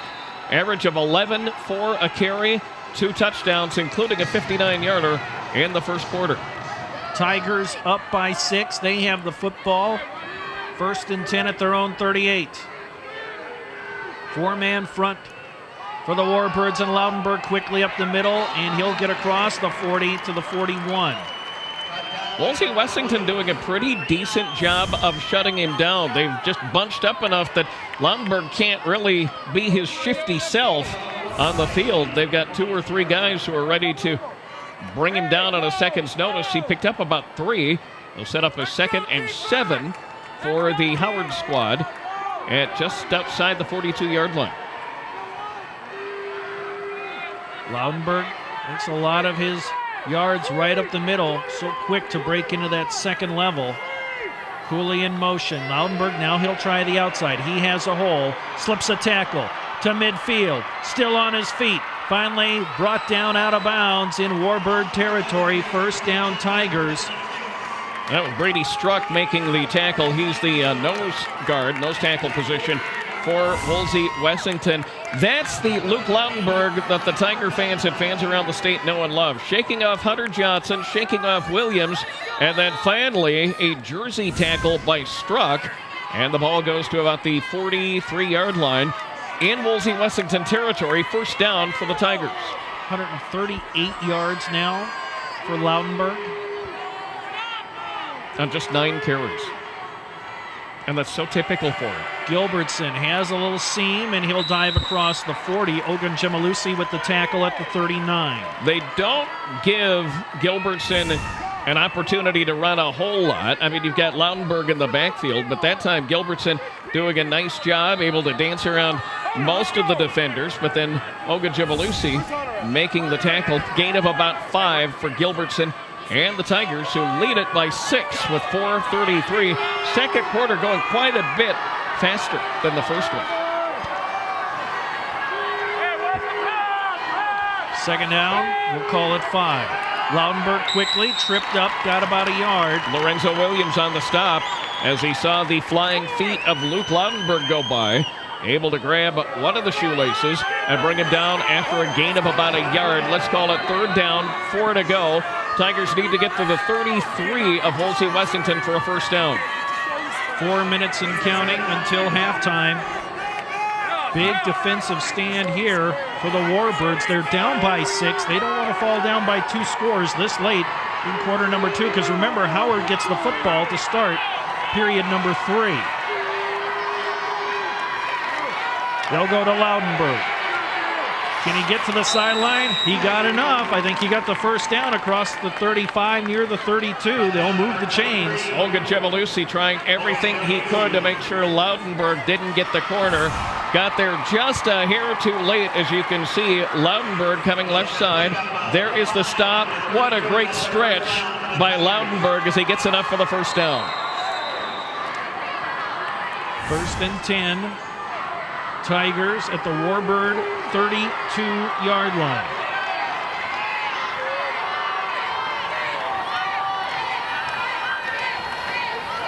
This will be Cooley to the right side, follows his quarterback who's out there throwing a block. And it'll be down at the 25-yard line. Good gain on 1st down. Gutsy call by Jordan Genslinger as he got it to Cooley and then took his place as a downfield blocker. Nice run by Cooley as he picks up 7 yards. And there comes the quarterback on the block on Johnson. Finally, the stop made by Brady Struck for the Warbirds. 7.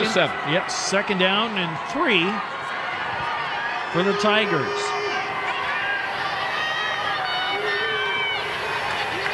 Cooley again, tries the right side, gets nothing. Nothing there. Nice job by the defense for the Warbirds. Dylan Hines getting off the pile as the principal tackler, as Hines just able to stay put, stay home, and bring down the ball carrier. It's going to remain 3rd and about 3 to go. Keep the ball at the 25-yard line. 2:18 for the Tigers to work. Zane Wustawal checking in, the sophomore, number 37 for the Warbirds on defense.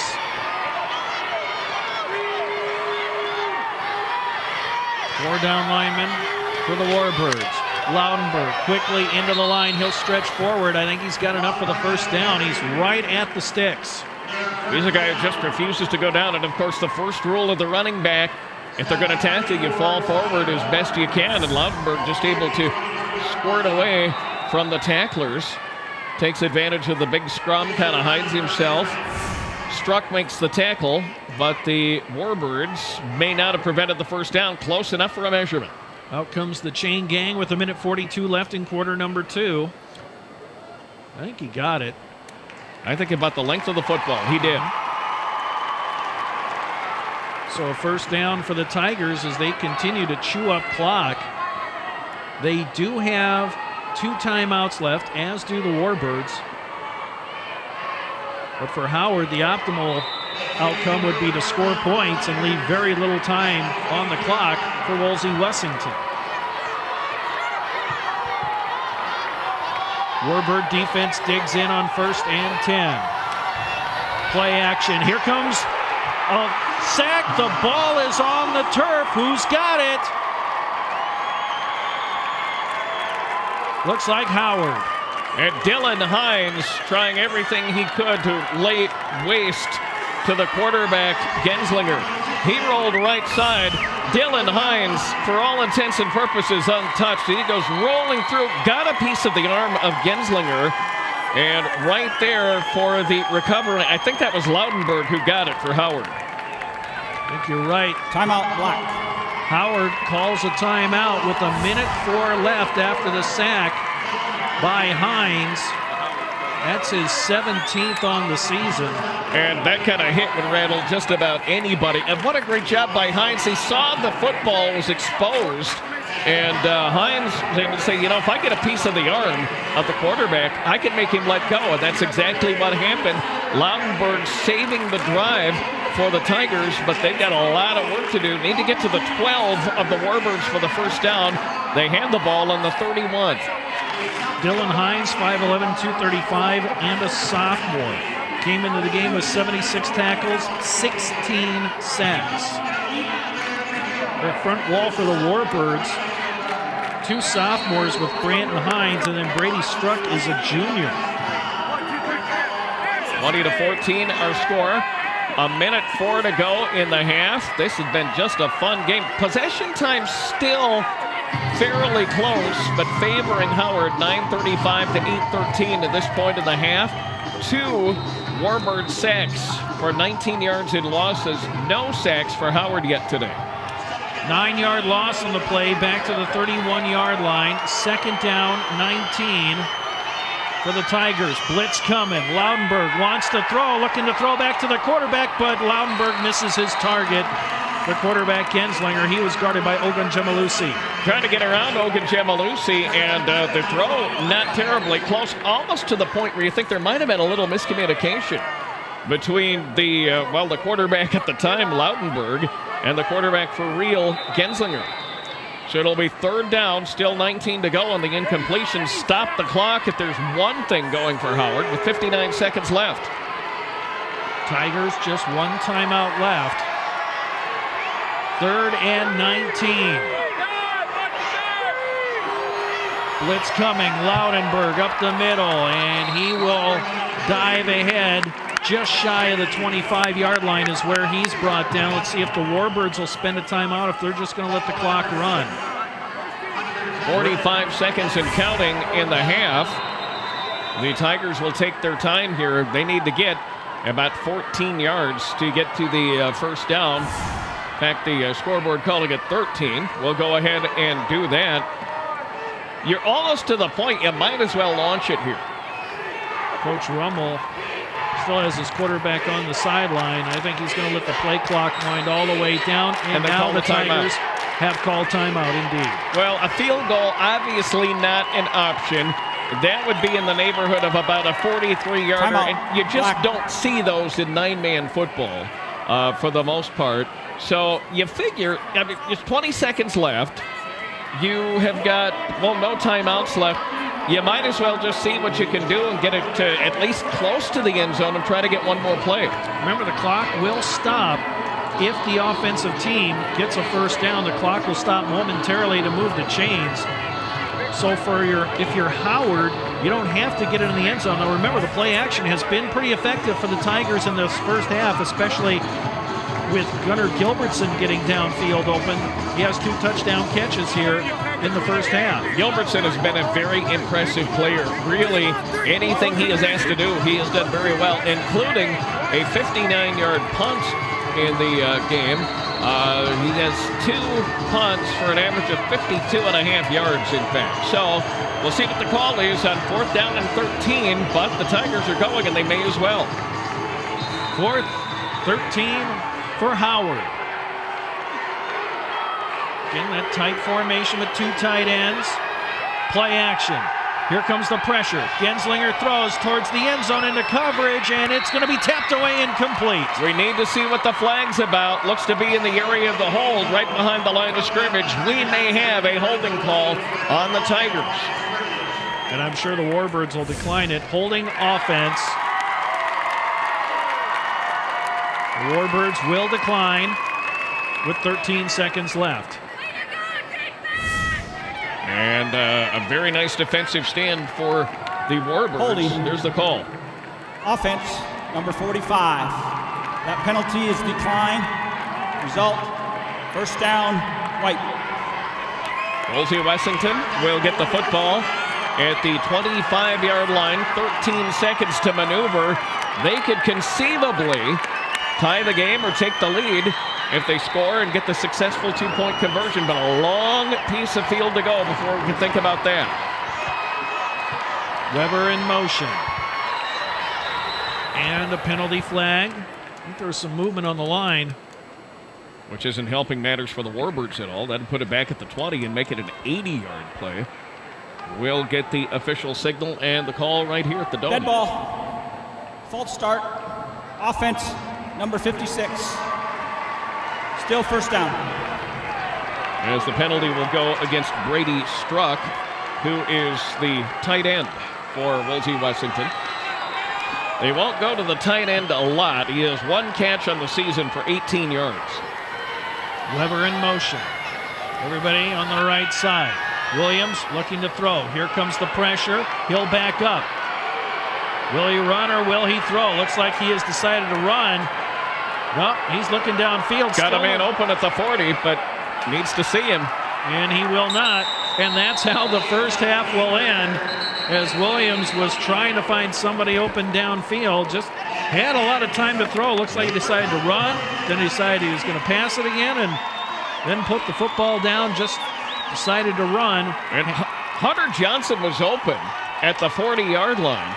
But Williams just not able to get into position where he could throw the ball all that well. So more or less just ran out the clock. The Warbirds still in striking distance with 1 half to play. It's 20-14. It was 20-8 at the end of the first quarter, and thought we'd have a few more points on the board here by halftime.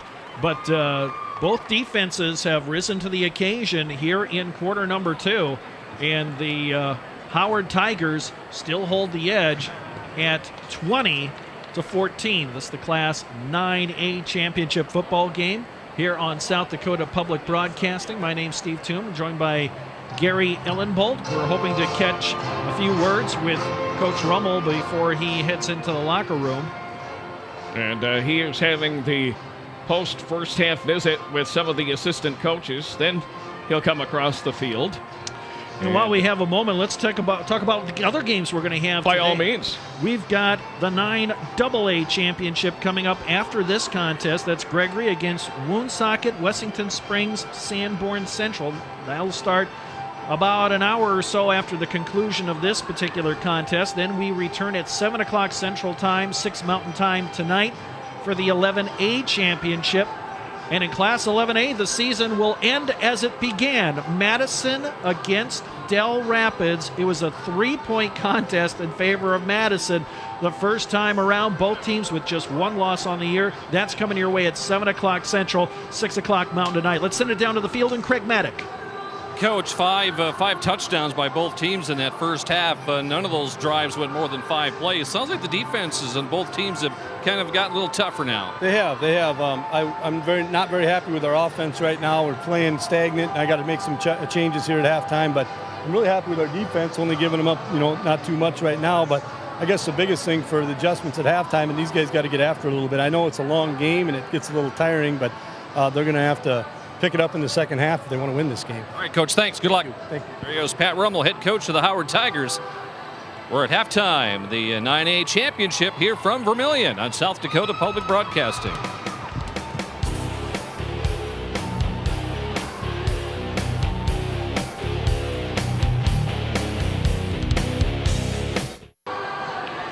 We're at halftime of the 9A championship football game, made possible with the support of Mid-Continent Communications, Dakota Bank, and the Friends of South Dakota Public Broadcasting. 2014, Howard on top of Wolsey-Wessington. Let's send it over now to the public address announcer. That's Mr. Greg Merrigan.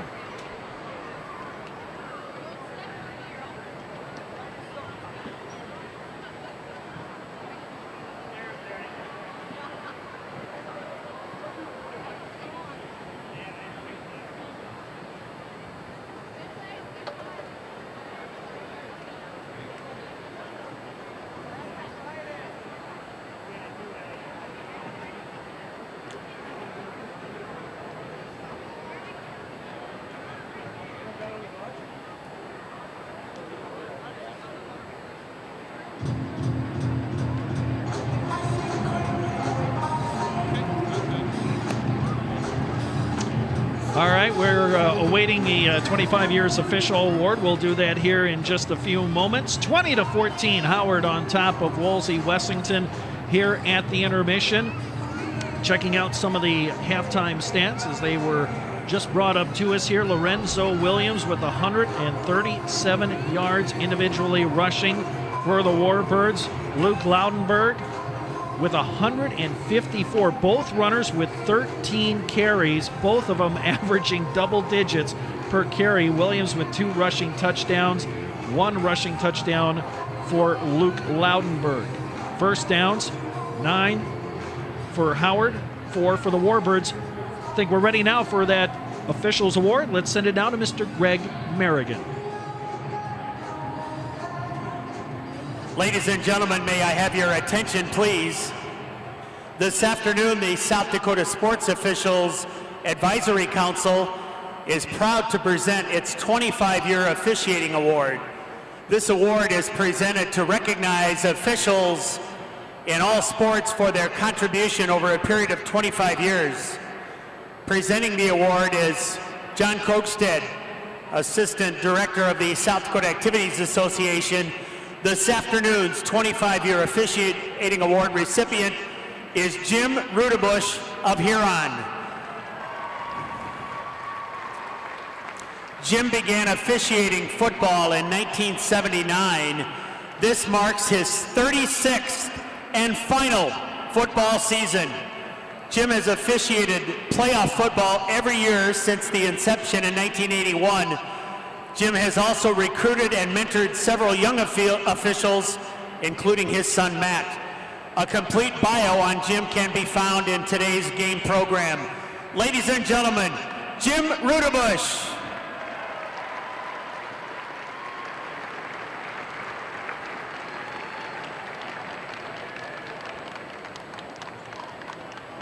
Take a break and come back with more from the Dakota Dome. You're watching the Class 9A Championship football game on South Dakota Public Broadcasting.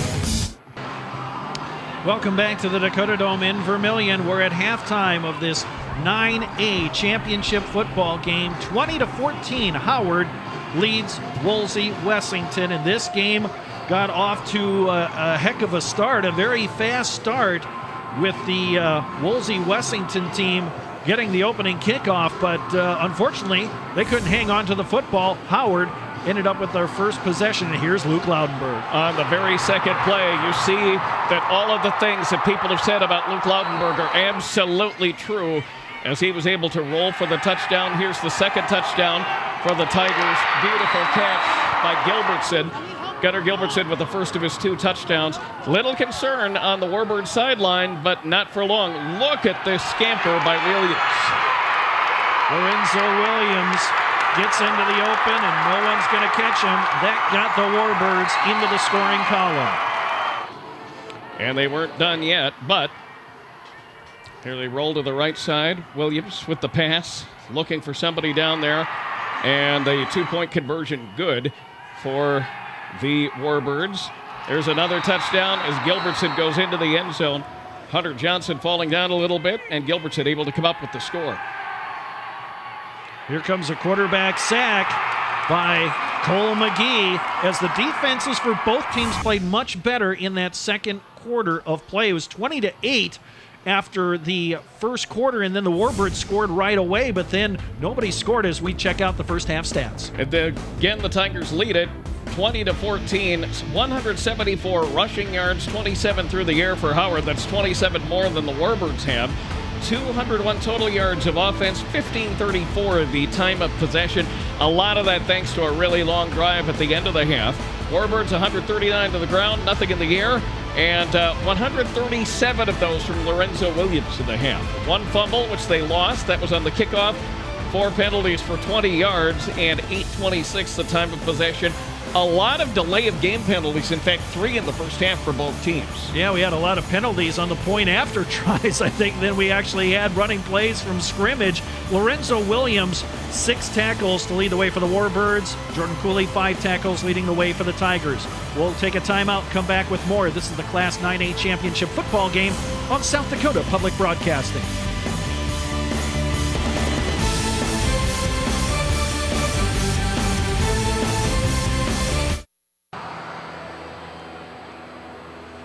Welcome back to the Dakota Dome halftime. Wolsey-Wessington's Gordon Hooks at halftime here in that first half. Coach, he gave up 2 quick scores, but your defense really got strong, it seems, as the half went on. Yeah, I think we come out a little nervous. I didn't expect that from our team, but I think we did. And I think in that second quarter we started getting a rhythm and able to see some things and see their reads with their guards and make some plays. Hopefully in the second half we can hold Loudermill down and start making some plays there in the secondary. All right, Coach, thanks. Good luck. All right, thanks a lot. There is Coach Hooks. Wolsey-Wessington, this is their first trip to the Dome. Yeah, they may have been a little nervous in that first half. But, guys, both defenses have gotten pretty strong here in that second quarter. That is certainly the case, Craig, and Pat Rummel pretty concerned about his offense. He said that they were stagnant in the second quarter, and they didn't really get a lot done in quarter 2. No, in fact, they got all 20 of their points in the first half.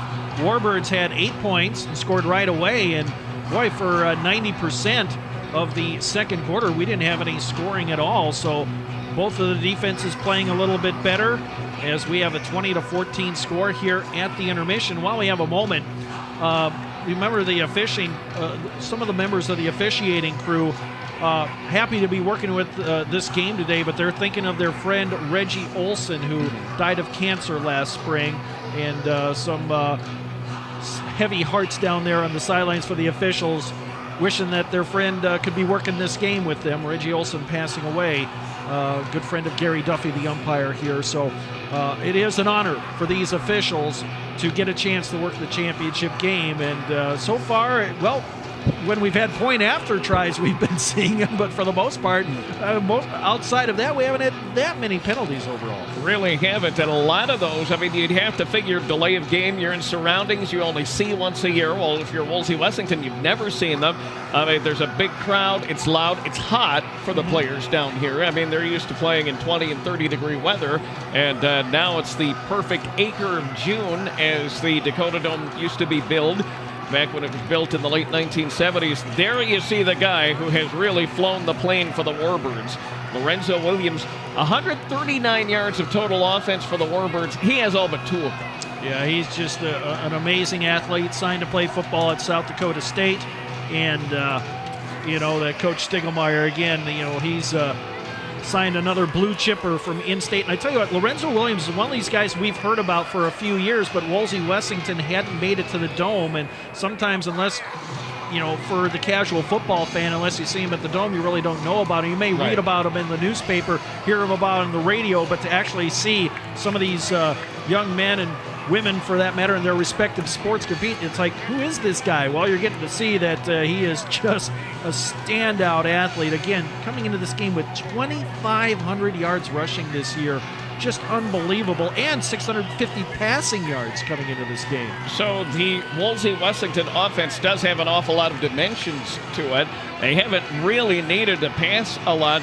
That final play of the half was really fascinating too. And Williams, I mean, had a lot of protection, able to stay in his pocket more or less, but just couldn't find an open receiver. And credit his offensive line for not committing holding on that last play. I mean, he had all day to throw out there, rolled out, bought himself some extra time, just couldn't find anybody open downfield. So it will be Howard who will receive the kickoff here to start period number 3. Remember, Wolsey-Wessington fumbled the opening kickoff. That gave the ball to Howard right away.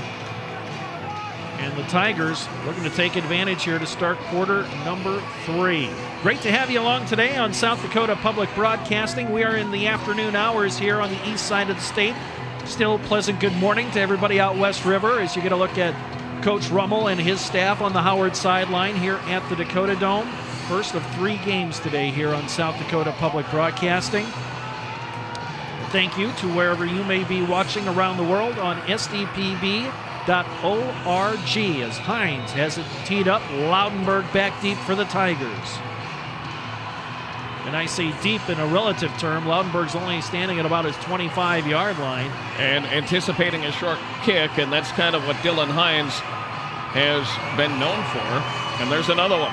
Little squib kick. Cooley fell on it at the 40. He bobbled it. But Jordan Cooley has the ball for Howard. Maintains possession right at the 40-yard line. Cooley certainly used to handling the ball. Didn't panic when it kind of bobbled away from him. And he was able to come up with the return, more or less, return of 0 yards. But he will be regarded as the return man. And now from just inside the 40-yard line, Howard gets to work. 20 first quarter points, nothing in the second quarter. See what kind of adjustments they make here to get going in quarter 3 and half 2. First and 10 Tigers. Here comes the blitz. Loudenberg up the middle. He'll dive for maybe 2 yards. And Loudenberg, despite having 154 yards, not terribly effective when they've run to the middle because they've got some good guys. Wolsey-Wessington, some big, strong kids. Hines, one of them. Of course, McGee had a great first half. Brady struck in on some good tackles as well. And here come the Tigers with a 2nd and 8. They'll move Gilberts into a wingback. 2 backs behind Genslinger. Loudenberg at fullback. He'll get the handoff. Try the left side. Bottled up right away. No gain on the play. And once again, there was Cole McGee on the tackle with a couple of other Wolsey-Wessington players. No gain. 3rd down, 8 to go, and the offensive troubles continue. There he goes, left side. Might have gotten hung up in his own blocker a little bit as McGee gets up off the pile. Hines there as well. 3rd down, 8 to go, and a long time in the huddle for the Tigers. The play clock is turned off here at the Dakota Dome for the high school championships. They run as they normally do, looking at the official downfield. We get the playoff. Loudenberg has a hole, dives ahead, but he's shy of the marker by about 3 yards. He's at the 47. They needed to get to midfield. Brady struck, clogging the middle and stopping the opportunity for the first down. They've got a 4th down, about 3 to go. Need to get right to midfield for the first down. Now Pat Rummel signaling the play to the quarterback Genslinger, who will get back into the huddle. Both of these teams running with huddles, not like the no huddle work you see an awful lot in college and to an extent at the pro level. 4th and 3, the Tigers gonna go for it. Loudenberg is gonna be hit in the backfield and tackled for a loss. Lorenzo Williams. Williams flying into the backfield. Loudenberg taking the handoff, trying to come to the near side, and Lorenzo Williams said, no, our ball. That is just how quick that play developed as Laudenberg was headed toward the sideline, and Williams again coming up with a nice tackle around the legs. Laudenberg goes down, no first down for Howard. Warbirds have the ball at the 44-yard line of the Tigers. 1st and 10, they go to the full house backfield. Johnson plows ahead, gets near the 40. That, I believe, is his longest run of the day. Indeed. He had 2 yards to get exactly 2,000 for the season. That time, he picks up about 3.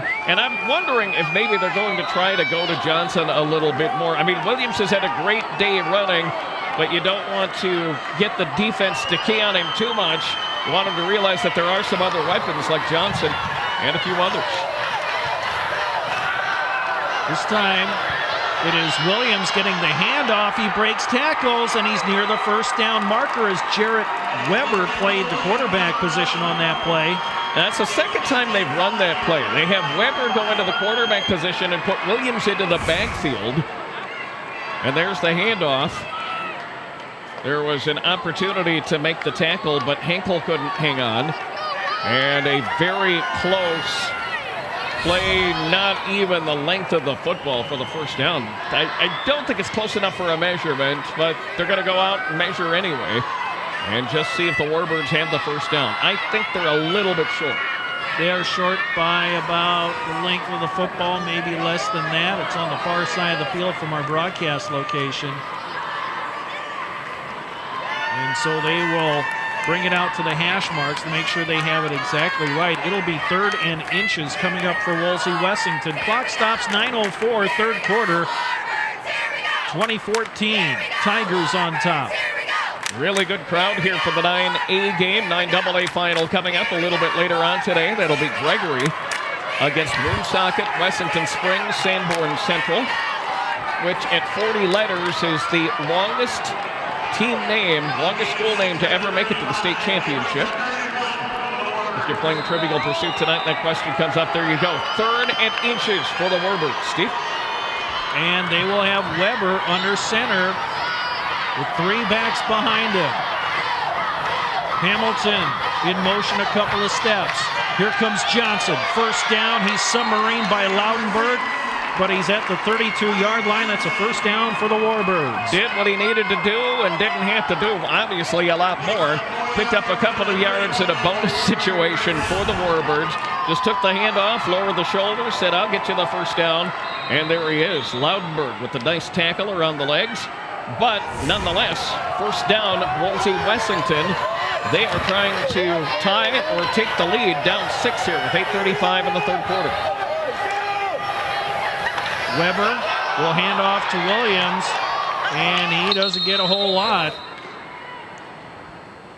Ball might have come out. It did come out, and Howard has recovered the fumble at the 30-yard line. Howard has become a really defensive-minded unit here. The ball knocked loose right at about the 30. I think that was Cooley who came up with the fumble recovery. See if we can see it there. Ball came loose, and Howard's got it no matter who came up with the football. And the Tigers in business, 2nd offensive series from its own 30-yard line. And Hunter Johnson out there limping noticeably, but he's going to stay out there on defense in the secondary. 1st and 10, Howard. Laudenberg has to wait up. The pitch comes, and he's going to be pulled down for a loss. That play not executed well by Howard. And coming in is Tyler Horn. Tyler Horn with some good moments in the first quarter. Of course, Laudenberg kind of helped the calls for the Warbird defense. He bobbled it. It kind of went off the right bicep, and he took it. And that's all Tyler Horn needed to blow back into the backfield. This is a very speedy unit on both sides of the ball for Wolsey-Wessington. 2nd and 12 for the Tigers. They have not scored since the first quarter. Laudenberg quickly up the middle, gets across the 30, got back, pretty much the original line of scrimmage. 2, maybe 3 yards for Laudenberg on the play. Just a simple play as they send him diving up the middle. Wolsey-Wessington doing a nice job of reacting. 3-yard gain, call it 3rd down and 9. And the Tiger offense has struggled through most of the second quarter, and here in the third, trying not to give the gift back after recovering the fumble a few plays ago. 3rd and 9. They'll keep that double wing set. Put a man in motion, that's Gilbertson. Loudenberg tries to get to the sideline. He will. He'll have the first down. Good run by Loudenberg. He's not a big guy at all, 5'5", but he was dragging McGee with him for the final couple of yards. That is a huge play for Howard. If nothing else, might give them a little bit of their confidence back. You see Loudenberg cuts to the inside, getting around a couple of defenders. And then finally on the stop was McGee. Horn in the area as well. Put the ball at the 42-yard line. A Tiger first down. Loudenberg 20 carries, 170 rushing yards. He'll get it again. And Williams tackles him for about a yard loss. Lorenzo Williams sliding around one of the blockers. Loudenberg just with nowhere to go, as Lorenzo Williams spent an awful lot of time on the Howard backfield in this game. Here you see the quick handoff. You see Williams coming around the side, and Lorenzo making the stop. For Loudenberg, 20 carries, 170 yards, 1 touchdown of 52 yards. Or 1 touchdown, his longest run was 52 yards. He did get that score. 2nd and 11. They'll try Gilbertson. He has room and a blocker. He has the first down and more to the Warbird 40-yard line. First down, Tigers. 6 foot, 245-pound junior Brady Struck making the tackle. Very nice run by Gunnar Gilbertson as he comes left side.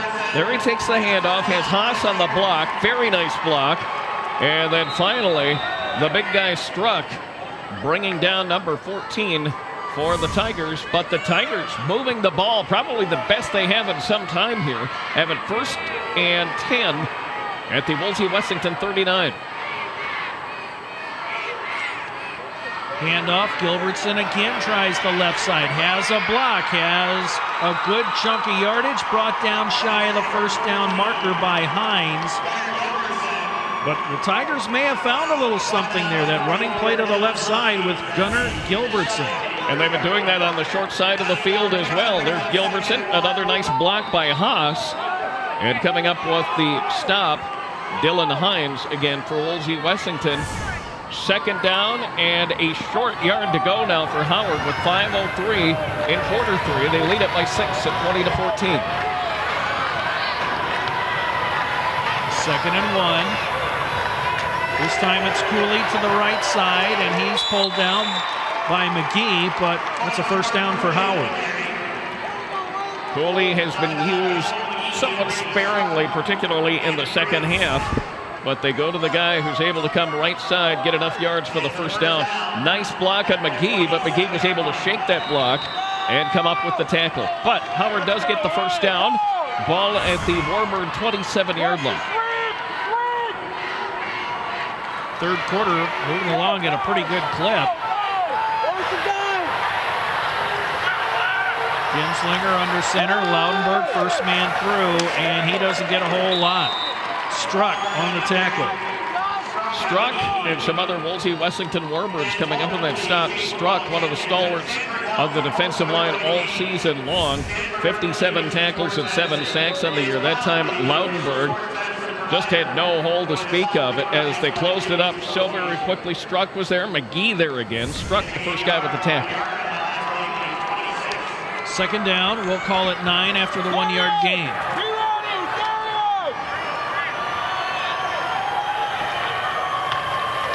Gilbertson, he'll try the left side again. This time there's nothing there as Hines is in on the tackle, along with Horn.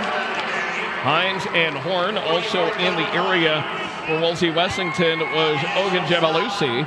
They come left side. That's a play that has worked pretty well, especially tricky when you're running to the short side, but Wolsey-Wessington spelling that one out pretty well.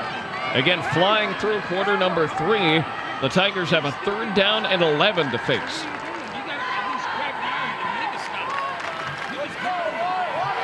3rd and 11. Howard stays with that tight formation.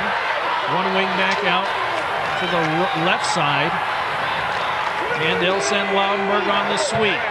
He'll get to the sideline and doesn't get a whole lot, maybe 3-4 yards on the play before he's bumped out of bounds at the 25. A very nice defensive effort by the Warbirds. Carter Langbein and Lorenzo Williams just sealing things off, not giving Loudenberg room or time to turn the corner. Langbein got to him first, drove the play out of bounds. It's 4th down, 7 to go from the 25.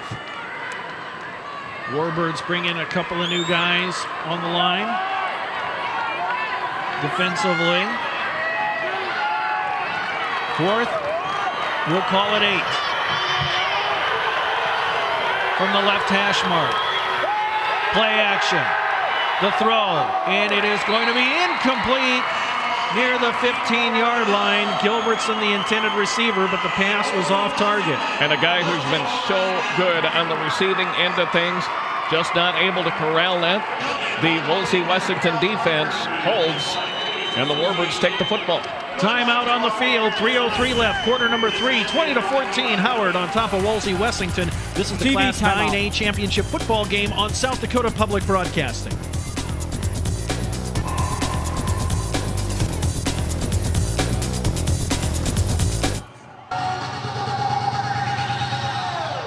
Welcome back to the Dakota Dome in Vermillion. 20-14 our score here. 3:03 left, third quarter. Howard on top of Wolsey-Wessington. And just getting an injury update from Craig Maddock. Hunter Johnson getting worked on the sidelines. Guy who's had a pretty decent second half on both sides for the Warbirds. He's not in the game as Williams will operate out of the pistol, and Loudenberg wraps him up as Carter Langbein will step in at that tailback position. Number 10. Right here. He is a junior, 5'11", 185. And Loudenberg, a very nice tackle. You can tell that he's won some state championships at Howard with the very nice tackle. There he comes. Just kind of wraps himself around the waist. Almost had a double leg there, but able to make the tackle. Got the knee down for the first down play. 2nd down, about 6 to go. Ogunjemalusi in motion. Williams keeps it into the pile. Gets to about the 32. Not much there. Not much there at all. Thank you, interior of the Howard defense. Thad Hinkle was there. Dornbush helping out with the stop as well. It'll be 3rd down and give them about 3 to go. So they need to get to the 35 for the first down. Under 2 minutes to go, quarter number 3. Tigers up by 6. Warbirds with the ball. Weber under center now. And here comes Williams to the right side, and he's going to be cut down shy of the marker by Cooley. Jordan Cooley with the tackle. Right at the line of scrimmage as they try to go right side. You can almost bet when they put Jarrett Weber in the quarterback spot that Williams is going to get the football. And that time, it was a good play by Howard as they were able to smell that right away. Bailey Nice's helping out on the stop along with Cooley. Fellow linebackers on the stop. 4th down, roughly 2-3 to go. And the punting unit out there for the Warbirds. Ogunjemalusi. Loudenberg will receive. Snap takes a bounce, but a good punt away. Loudenberg retreats. I think he touched it. He's got to go back and get it at the 10-yard line. He has Williams to face. Williams pursues, but misses him. Another move by Loudenberg. He makes it to the right sideline. He's got blockers in front of him. Down the sideline he goes. Cuts back. And he's still on his feet and tripped up at the 30-yard line. What a return by Loudenberg. He touched the ball as it came to him, and that becomes a live ball when the punt return team does that. He had it back to about the 5-yard line. Williams, who has been in the grill of Loudenberg all day long, couldn't stop him this time. Loudenberg finding some room on the sideline, just about busted this one. It was up to the punter to make the stop. And there is the stop right at the 30-yard line. 65-yard return and a flag down on the far sideline. And this one, I think, is against Wolsey-Wessington. Maybe one of the punt team members left early. Ready, legal formation. Kicking team. That penalty is declined. First down.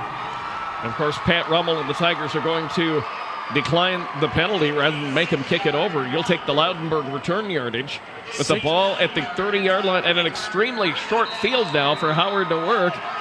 No scoring in this third quarter. I think that's officially 60 yards on that punt return because he gathered it right at the 10-yard line. So unofficially a 60-yard punt return by Loudenberg. 1st and 10 Tigers, waning moments of quarter number 3. They're up by 6. Here comes Cooley, a big hole. He's into the open to the 15 and pulled down at the 12-yard line. Tanner Waters had a shot at coming up with Cooley on the tackle, but there was a beautiful block that sprung Cooley right at around the 20, give or take, able to pick up yardage, not quite first and goal. He was brought down outside the 11, and that was just enough room for him to be able to get to the 11 for the first down. The tackle credit going to Caleb Brandt.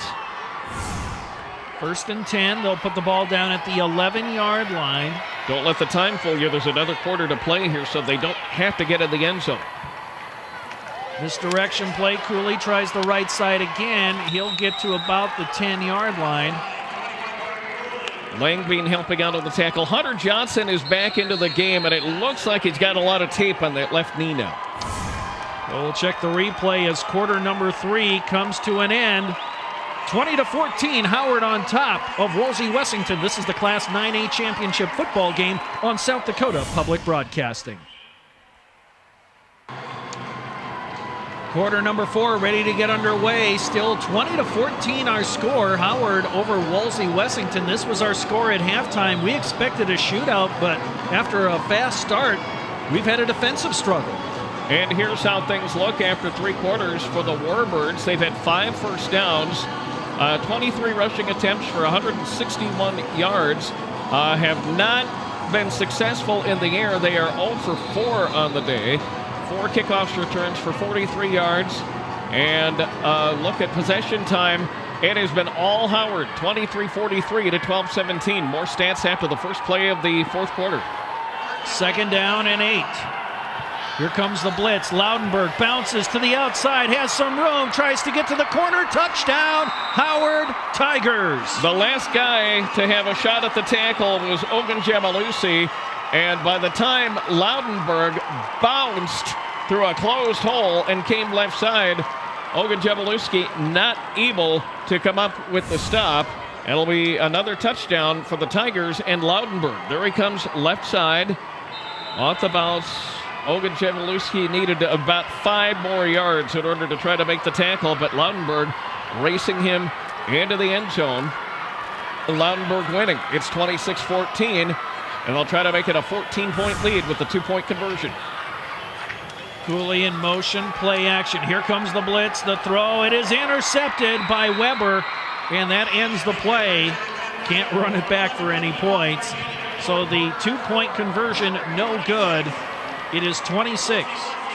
Howard on top of the Warbirds. After 3 quarters, Howard with 14 first downs, 42 rushing attempts for 253 yards. There you see the interception on the PAT attempt. As far as average, 49 plays, 280 yards of total offense, 5.7 yards. They've had 2 penalties in the game compared to 4 for Wolsey-Wessington. 2 punts for an average of 52.5 yards. Of course, one of them, the boomer by Gilbertson. 2 punt returns for 89 yards. And again, 23-43 at the time of possession to 12-17 for Wolsey-Wessington. And that is what kept Howard basically in the lead. Wolsey-Wessington didn't score, neither did Howard, but Howard controlled the football most of the way. Indeed, and now the Warbirds down by a couple of scores, still a lot of time, but they have not scored. Actually, that last touchdown was the first score for either team since the very early part of the second quarter. And 11:55, there's still some time for Wolsey-Wessington to get back into this, and Williams, of course, has been an absolute stalwart for the Warbirds, and now with Hunter Johnson limping and seriously limping with a heavily taped left knee, that's one weapon the Warbirds may not have the rest of the way. Here's the squib kick, and it is going to be covered up by one of the upmen for the Warbirds. That was Tanner Zemlicka, the sophomore. Zemlicka getting a hold of the football, 5'10", 180 pounds. Just a squib kick to the right side. And it went the required 10 yards if the onside kick was Pat Rummel's thinking, but right into the hands of one of the upmen for Howard. That was Zemlicka, of course. And now it is Wolsey-Wessington's football, 1st and 10 from their 49. Johnson in there at tailback. He hasn't had much success today. Option play, Williams will pitch it. Here comes Johnson trying to get to the corner. Nice stiff arm, he makes it to the 40. Slips and falls at the 32-yard line. What a gutsy pitch by Lorenzo Williams. He had most of Howard, South Dakota around him. And of course, as an option quarterback, you know you're going to get hit on just about every play, and things have to be timed to the last possible second. There he goes into the hole, and there was the nice pitch to Johnson. Johnson again with a lot of tape on the left knee, slipping on the turf before Haas makes the tackle. 1st and 10 Warbirds from Howard's 33-yard line. Pistol formation. Man in motion, that's Hamilton. Keeper, and Williams will lunge ahead, and he'll be brought down just shy of the 30-yard line. Nice job of falling forward. Haas on the stop for Howard, along with Bailey Nisus helping out from the linebacker position. That time, Williams just trying to follow the blockers and get as many yards as he could, but a nice job on the play by the Howard defense. The Howard defense has looked really good today. Indeed they have, but they still have a lot of work to do to try to stop this Warbird offense here. The final 11 minutes and change of this game. Ogunjemalusi on the jet sweep, breaks into the open. He is tackled inside the 20-yard line by Loudenberg, but that's enough for a first down for Wolsey-Wessington. We've got an injured player. Gilbertson getting up slowly.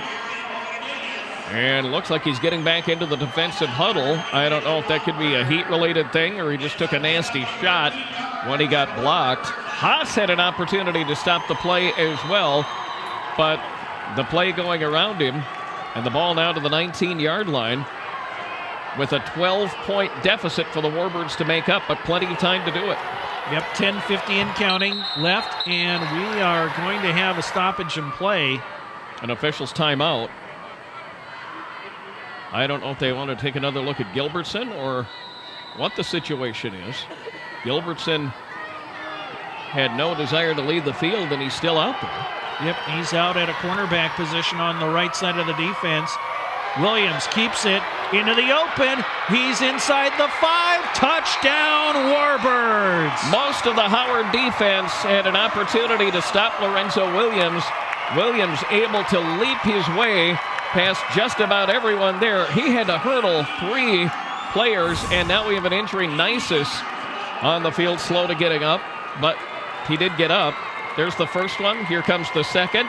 Now he's got a gaggle of 3 Tigers, able to outrun them, get his legs out of the way, and come up with the score. Oh, nice move there by Lorenzo Williams. And now it's a 26-20 game. An all-important 2-point conversion attempt here. Pistol set, Ogunjemalusi in motion, and we got movement on the line by the Warbirds. We haven't had a lot of successful conversion attempts. There have been penalties on most of these today. Yeah, I don't, boy, ton of penalties. Dead ball, false start, offense, 57, 5-yard penalty, still first down. We'll replay the down. So we'll try the 2-point conversion from the 8-yard line. I think we've had more 2-point conversion attempts from beyond the 3-yard line than we have from the normal distance. Williams keeps it, runs. He stopped. He did not make it. And that was Loudenberg with the tackle once again. Just kind of bulldogged Williams down. That's turning into kind of a rivalry/grudge match here. Well, you see Williams and Loudenberg, and when they've hit each other, they have hit each other ferociously. 4 plays, 50 yards a minute, 20 time of possession. As, wow, just took Williams off his feet, did Loudenberg. And, you know, for all the great offensive numbers that Loudenberg puts up, he's a heck of a defensive player. Same thing for Lorenzo Williams. These guys can get it done on both sides of the line of scrimmage and on special teams. We'll see. I think one of the reasons we've had so many short kickoffs today is that you got Loudenberg and Williams back deep for their respective teams. You want to keep the football away from those guys. Indeed you do, because when they have it, there's going to be a collision, kind of like those Rams in the Black Hills, you know, and they kind of collide with each other. You can hear it all over the place. That's about what some of the hits have been like. And again, Howard's offense has been okay, maybe not to Pat Rummel's satisfaction, but they have put 26 points on. The defense has really made a bunch of things happen for the Tigers today. We have had 46 combined points so far between these two teams, and coming into this game, to be honest, I thought we'd have a little bit more than that on the scoreboard, but there's still a lot of time left. We could still see a lot more scoring before this one is over, as Hines has it teed up for the Warbirds. Defenses for both teams have been working hard. A lot of these players play both ways. Whoever has the better endurance may end up prevailing in this contest. Again, the short kick. Cooley will go to a knee right away at the 40-yard line. He did wave an arm for the fair catch, and a casual fan may not know that a fair catch is legal on the kickoff. It is. It is possible to do that, and that's what Cooley did, then took the knee for good measure. And pretty okay field position for the Tigers as they work from their own 40-yard line. 10.5 minutes to hang on to this 26-20 lead. 4-man front presented by Wolsey-Wessington. Against the double tight end set of the Tigers with 2 wingbacks. Cooley around the right side, runs into trouble, can't get away from Struck, no gain on the play. Hunter Johnson, the first guy there, as he put a hit on Cooley as he was trying to turn the corner. Cooley more or less bounced off Johnson, went to the other side, and that's where the play basically ended. Right there, as you see Struck with a good hard tackle. Good to see Hunter Johnson out there for the Warbirds, as he missed a little bit of time. He has the one knee taped up.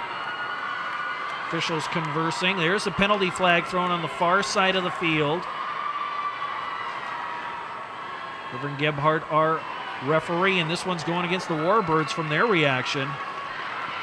And they are moving back. We'll find out what the call's about right now. During the play, personal foul, spearing on White. That's a 15-yard penalty. The result of the play is a first down. So somebody getting a helmet involved on the stop. The spearing call going against Wolsey-Wessington, and they have helped Howard out big time with that, as Howard now has the ball in Warbird territory at the 44. Coach Hooks pleading his case along the near sideline, but to no avail for the Warbirds. First down and 10 Tigers at the 44-yard line of Wolsey-Wessington. Loudenberg, the quick handoff, spins away, turned what might have been a 1-yard gain into about a 4-yard gain. He was just able to spin away from Williams and a couple of other Warbirds. He ran for 4 yards and spun for about 3.5 of those. There's the quick handoff to Loudenberg, able to get out of the grasp of Cole McGee. And then finally, several other Warbirds come up with the stop. Gain of, we'll call it 4, 2nd and 6 for the Howard Tigers. It's been a great game. Uh-oh, there's a fumble on the exchange.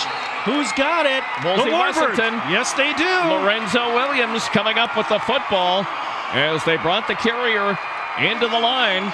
Lost the football. Lorenzo Williams right there to grab it for Wolsey-Wessington, and the Warbirds with some new life at their 40-yard line.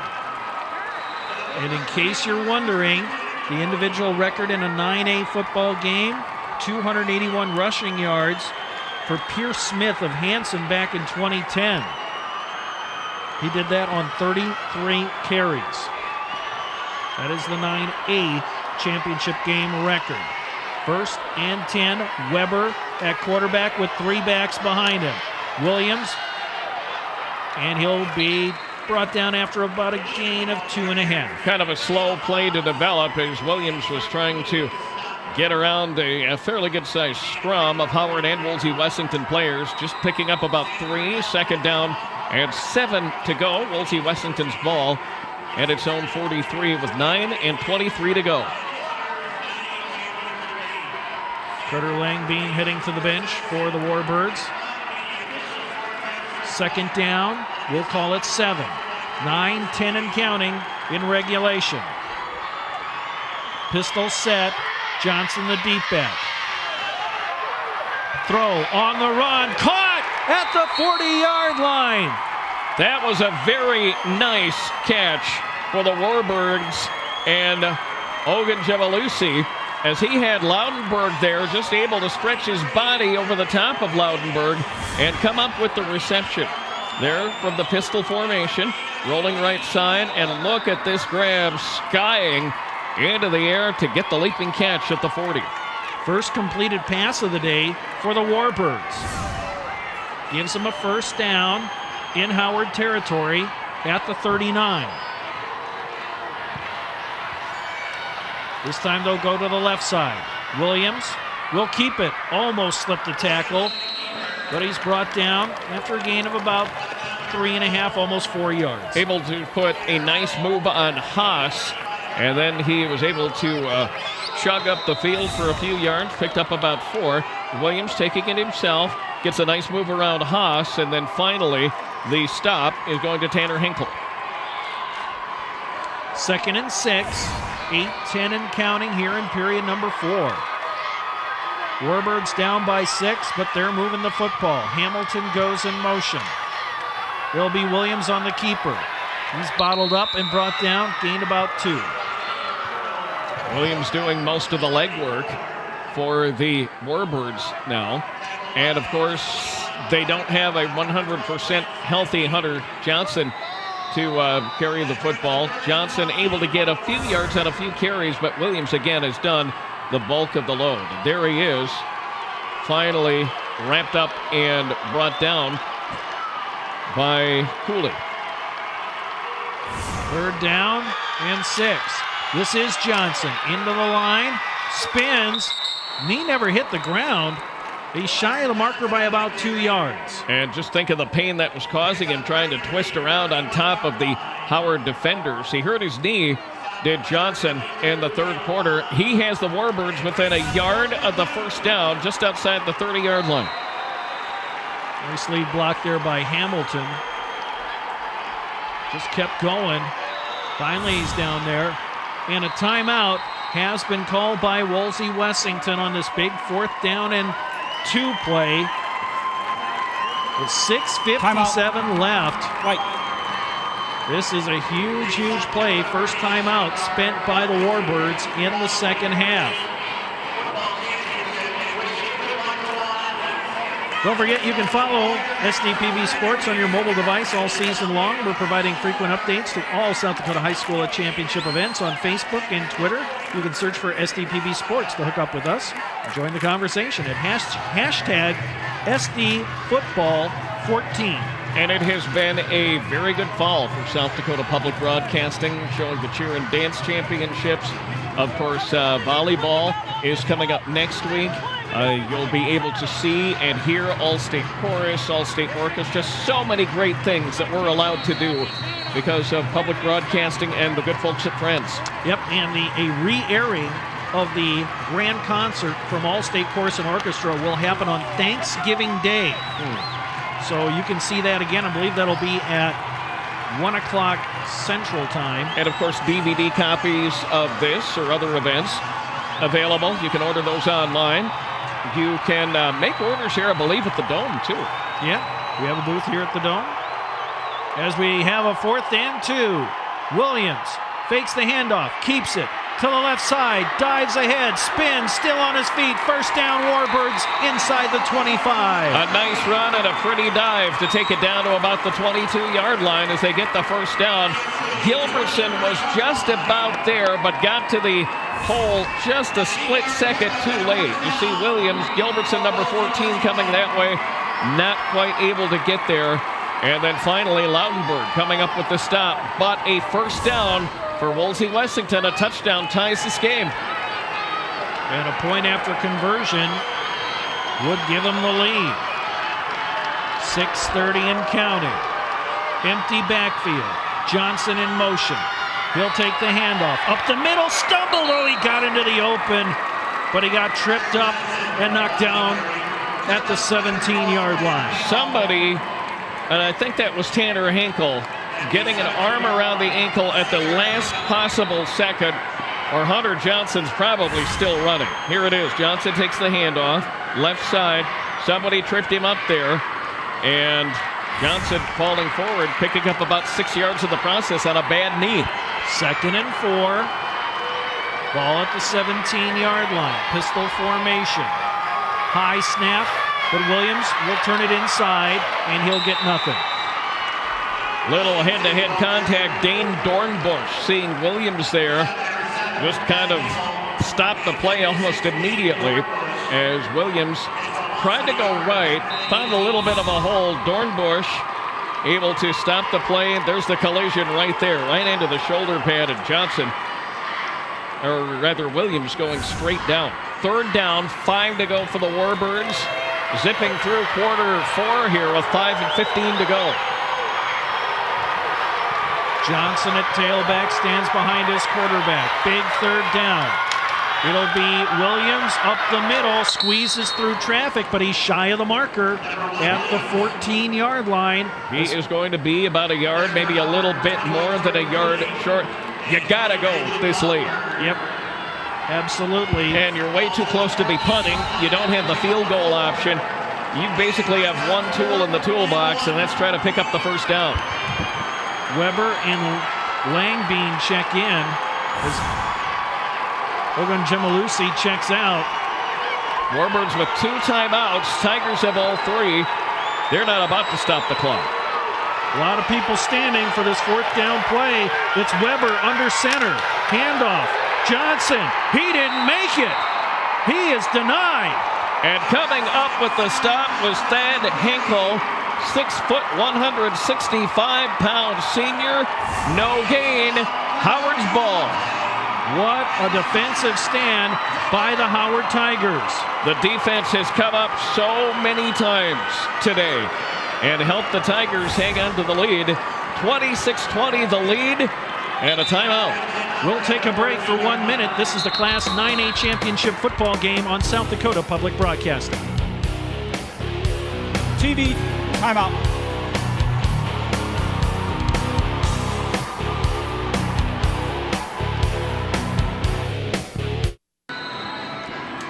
We're back at the Dakota Dome in Vermillion, the Class 9A Championship football game. The Howard Tigers just came up with a huge stand on 4th and 1 deep in their own territory. They hold the Warbirds. 4:21 left. And now the Warbird defense has to dig in. All Howard needs to do is keep that clock moving for the next 4 minutes and 21 seconds. They'll go to Lautenberg, has a hole. And he's still on his feet across the 20 to the 21. That's a good gain of about 7 yards. And it looks like Tyler Horn took a shot in the arm. I wonder if maybe Lautenberg fell on it. Horn will, for now, remain into the game. Now he's coming out. And there is the handoff from Lautenberg. You take a look at this. He and Weber basically in a scrum for about 2 seconds, and Lautenberg finally able to dance to the side, get some more yards. Nice 7-yard gain for Lautenberg. 2nd down and 3. Although Kinslinger's going to want to milk that clock before he takes the snap. Misdirection play. Gilbertson is loose. Down the sideline. Across the 40. 1st down, Howard. Hunter Johnson in the backfield along with Carter Langbein. And Gilbertson was able to get away from both of them, get a very nice run, and a first down. All they need to do is hang on. They'd certainly take the touchdown if they could get it, but just need to keep the ball out of the Warbirds' hands the rest of the way here. Yeah, I think a little too early for the Warbirds. No, they're not tackling for the football. You know, sometimes you see that and the guys slip away. Right. All the Warbirds need to do is force a punt here. Easier said than done against this offense. 3 backs behind Genslinger. Loudenberg looking for a hole. He slips, and he'll get maybe half a yard. There are more and more teams in South Dakota playing on field turf or some derivative, but this is kind of a unique playing surface at the Dakota Dome, and it takes a little getting used to. I mean, they have a practice session for a while, but sometimes that's not enough to ensure your footing and try to retrofit your body, if you will, to get the play and keep it moving. Under 3 minutes to go, second down and 9. Play action. Genslinger keeps it, and he's brought down for a loss. Hines tackles him back at the 40. Dylan Hines able to get away from his blocker and knock the play backward. That's going to be about a 3-yard loss as the ball goes to the 40-yard line and a timeout called. Yep, Warbirds call timeout. They spend their second timeout with 2:31 left to go as you get a look at Hines making a big defensive play there for the Warbirds. I wonder if they might get some time back on the clock because it was several seconds. All right, they're going to go to 2:39, so they could have lost 8 seconds where they called the timeout, which was right after the play happened. The clock continued to run for about 8 seconds, and the referee has asked for more time and got it. 2:39 now to play in the fourth quarter. Since 2007, Mariah Press and SDSportsHistory.com have provided South Dakota high school football records for the football championships. You can follow the development of the sports records as the season progresses at SDSportsHistory.com. Help to continue to recognize the special performance by South Dakota high school athletes. Mariah Press and SDSportsHistory.com would like to thank Schoenemans for their continued support of our efforts. And just a fascinating website with a subscription. You can settle bets with that. You can prove if you were a high school athlete a few years ago that you have a record in one thing or another. Dave Kemp, and that's just a labor of love for him. Yes. And if you have the opportunity, he's a great guy to talk with. Mm-hmm. Third down, 13 for Howard. They have to get to the 46.5-yard line of the Warbirds for a first down. Huge play here for the Warbird defense. Put a man in motion, Gilbertson. Sweep, Loudenberg. Can he get in the open? No, he can't. He'll get to the 43-yard line, and that is all. Very nicely done. Weber getting up off the pile, Tyler Horn, and of course Lorenzo Williams. And let's give a tackle credit to Dylan Hines as well. He tried to cut back inside, did Loudenberg, but Wolsey-Wessington able to stop that noise, make it a 4th and 10 situation. There's the pitch. Loudenberg looking outside, cutting inside, and that's where the trail ended as a bunch of Warbirds come up with the stop. Ogun Gemalusi will drop back to about his own 30-yard line. Gilbertson on 4th and 10. Appears he'll punt it away. He stands at his own 33. Now Williams will drop back deep. Here's the kick. It's Ogun Gemalusi. Collects it into the open and cut down at the 35-yard line. Clock stops, a minute 47 left. Warbirds still do have a timeout to work with. Bailey Nisus coming up on the tackle as he was able to stop the return man, Ogun Gemalusi. 65 yards away, a minute 47 to go. Maybe not the high-scoring game that a lot of people were calling for or predicting. This has just been a fun football game today. And it's not over yet, not by a long shot. Warbirds 1st and 10, 65 yards away from tying it up. Ogun Gemalusi in motion. Play action. Williams throws the long ball, has a man, but it's intercepted by Gilbertson. He's across midfield, has some blockers, brought down at the 29-yard line. Gunnar Gilbertson Another big defensive play for the Howard Tigers. And I believe that is the first interception of the year for Lorenzo Williams. And what a play by Gilbertson. You could see that he had very good coverage against the defender and able to come up with the grab, do the rest of the work. Gunnar Gilbertson having just an incredible day today. There's the pass, there's Gilbertson. Didn't let the man get behind him, which of course is the first rule of pass defense. Able to come up with it, and a very nice return to the 30.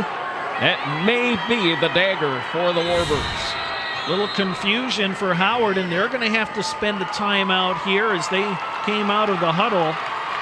Gilbertson, I think, may be a little bit shaken up after that return. So he looked like he was shaken up a little bit earlier in the half, you remember. So he'll head to the sidelines as the Warbirds again have one timeout left. No doubt they're going to be tackling the football. Lorenzo Williams taking control, talking over things with the defense right now.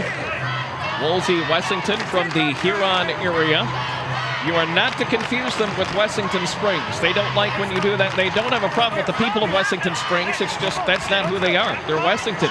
You want Wessington Springs, they're coming together with Woonsocket and Sanborn Central in our next game. Yep, they'll be taking on the Gregory Gorillas in the 9AA championship. That game about an hour after we wrap up things here and all the post-game ceremonies for the 9A game. Again, this one not over yet. You got to expect the Warbirds will be trying to rip the football away from whoever gathers it, whoever carries the ball for the Tigers. And the Tigers have put it on the turf a couple of times today. Genslinger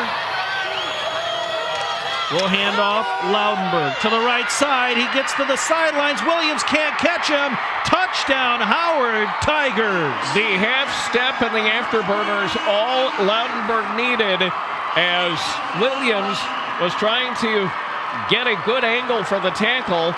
Loudenberg saw him coming, able to put on just enough of a burst of speed to roll into the end zone. A 30-yard touchdown and the third of the game for Loudenberg. Rolls right side. There's Williams with a great effort, just not able to get number 23 in the grasp, and Loudenberg comes up with the tackle.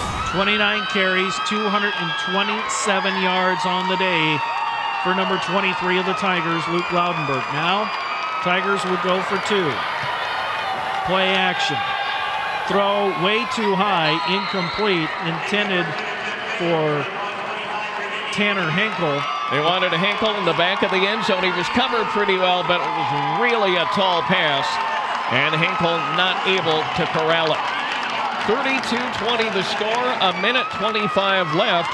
Wolsey-Wessington still with a very powerful offense, but an awful lot of work to do and a short time to get it done. Yep, minute 25, down by 2 scores. And the defense for the Tigers has been very, very good, holding down this Warbird offense that averages almost 54 points per game. Of course, Howard, they average 56 points per game on the year. Both teams well under average. Of course, when you play a quality team, you're not going to put up those gaudy numbers. I did expect this game, to have some high-scoring numbers in this. I expected, frankly, more points than this, but this has been a fantastic football game, no doubt about it. And credit both teams' defensive efforts today. In that first quarter, I thought this is going to be like a 50-40 ball game when all was said and done. But the defenses for both teams played solid in the second and third and even into the fourth quarter. But eventually it was a turnover by the Warbirds. They didn't get it down. Remember, they were denied on that 4th and 1. They got the ball back, but then threw the interception, and then Howard one play later into the end zone. And they're up by a dozen. And Gunnar Gilbertson will kick the football away. And it's going to go to Williams at the 18-yard line. He wants to get to the sideline. Tries to juke past a man. Grabbed by the ankle by Genslinger and pulled down at the 39-yard line. Genslinger stepping right where Williams was stepping, and Lorenzo Williams trying to stutter step around the fellow quarterback. Genslinger doing a nice job on the tackle. There he is, just ahead the arm, slowed him down enough, and then a couple of other Tigers come up with the stop with 1:16 to go. Warbirds break the huddle. They need some big, big plays. Be in a hurry.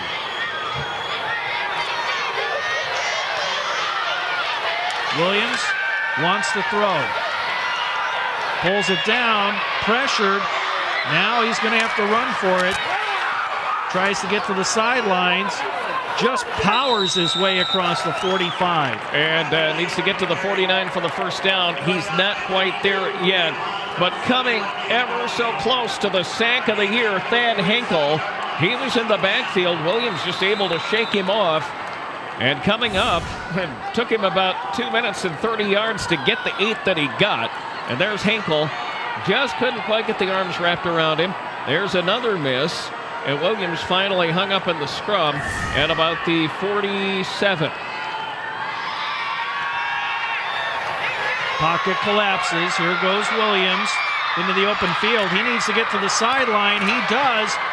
He'll charge back to the middle, tries to run over Loudenberg, gets inside the 18. Clock will stop with 22 seconds left.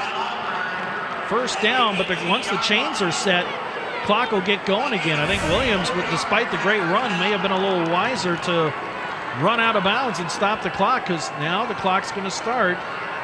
And yet another collision between Loudenberg and Williams, as Luke Loudenberg not giving up anything. He's had a great day today. Williams has 233 yards. Williams rolls out, looking downfield. Now he's going to run. He's tripped up and gets down to the 10-yard line. 5 seconds left. And the clock will stop with 4 seconds left. Dane Dornbush not giving up as Williams was trying to get away from him. Did for a split second. And now Wolsey-Wessington calling its final timeout with 4 seconds left. Well, unfortunately for the Warbirds, if they score, it's probably going to use up all the time that's left on the clock. So the Tiger fans standing and applauding their team, I think they feel they've got this one in the bag. And what an effort by Lorenzo Williams. He will finish with some amazing stats on the day. But unfortunately for the Warbirds, it's going to be the other team, the Tigers, who are going to take home the top trophy. Here is the day Lorenzo Williams has had.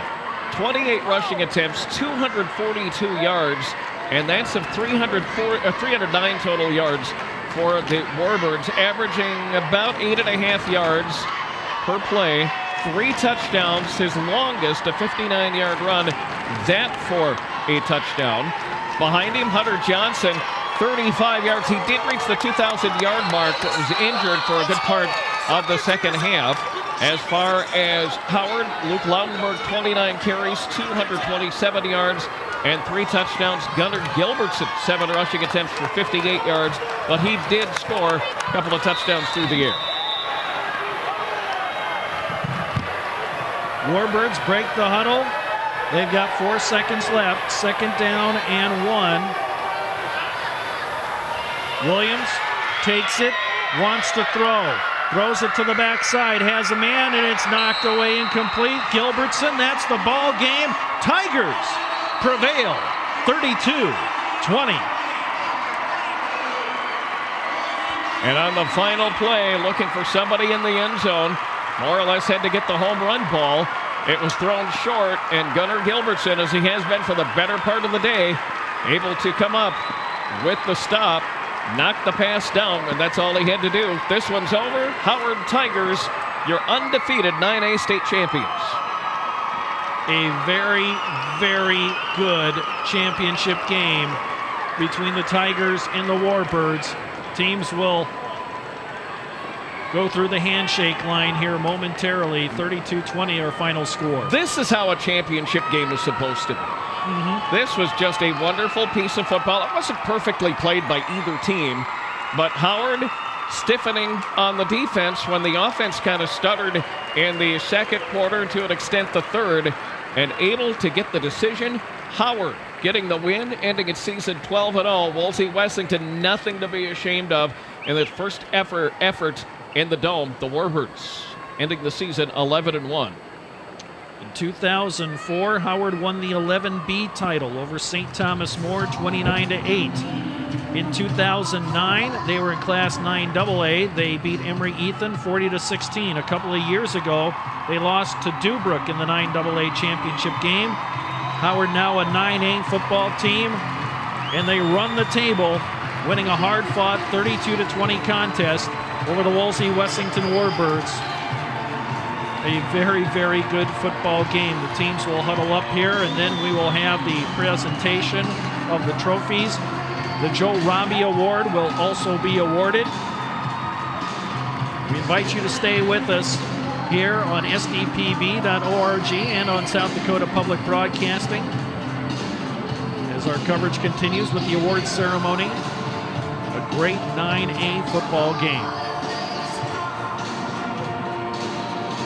Just a classic effort. Wolsey-Wessington, give Gordon Hooks and his team credit. They never said this game was over. They never laid down and said, okay, we've lost it. And they very well could have in the first 4 minutes of the game. Let's go now to Mr. Greg Merrigan.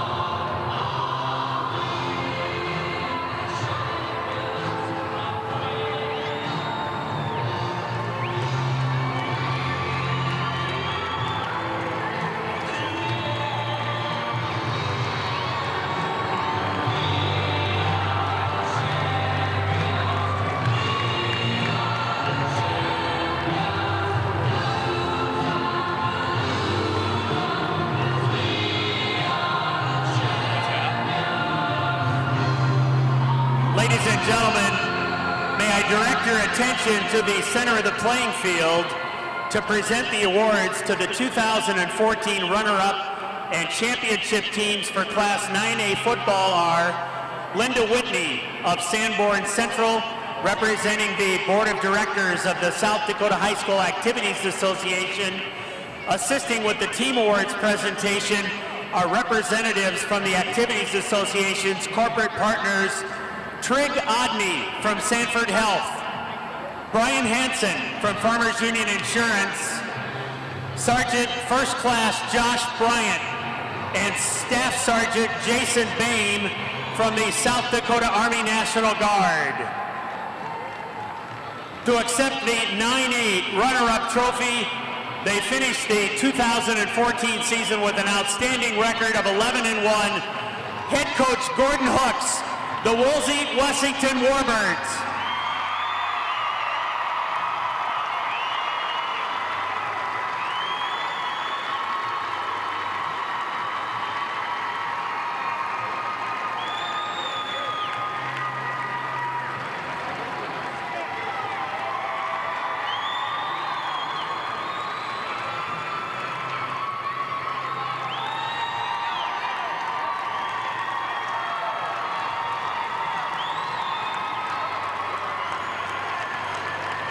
And our Class 9A champions win their third overall state title. They finished the year with a record of 12-1. Head coach Pat Rummel, the Howard Tigers.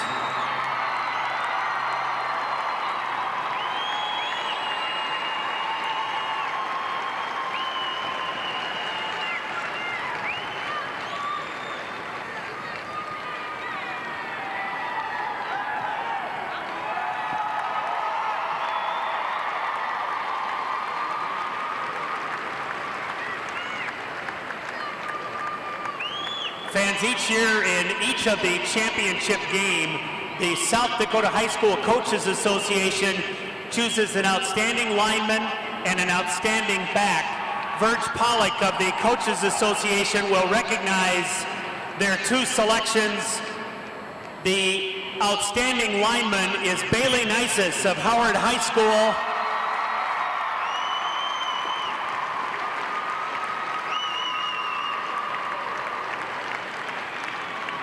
And Luke Loudenberg of Howard High School has been chosen as the outstanding back.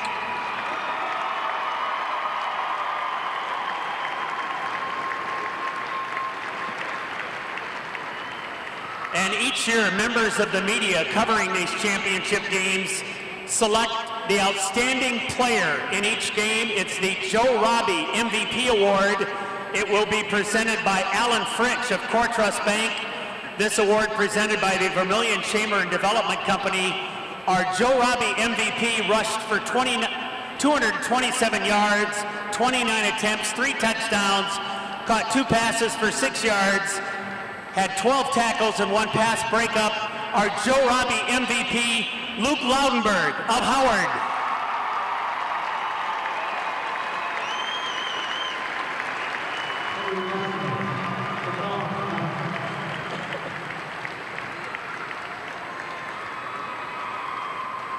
And this announcement. All right, for Luke Loudenberg. Congratulations to that young man. Outstanding back. And the Joe Robbie Award. A great day offensively, 227 yards on 29 carries. He also had 11 tackles, leading the way for the Howard Tigers. We'll take a timeout, come back with more. This is South Dakota High School Football Championships on South Dakota Public Broadcasting.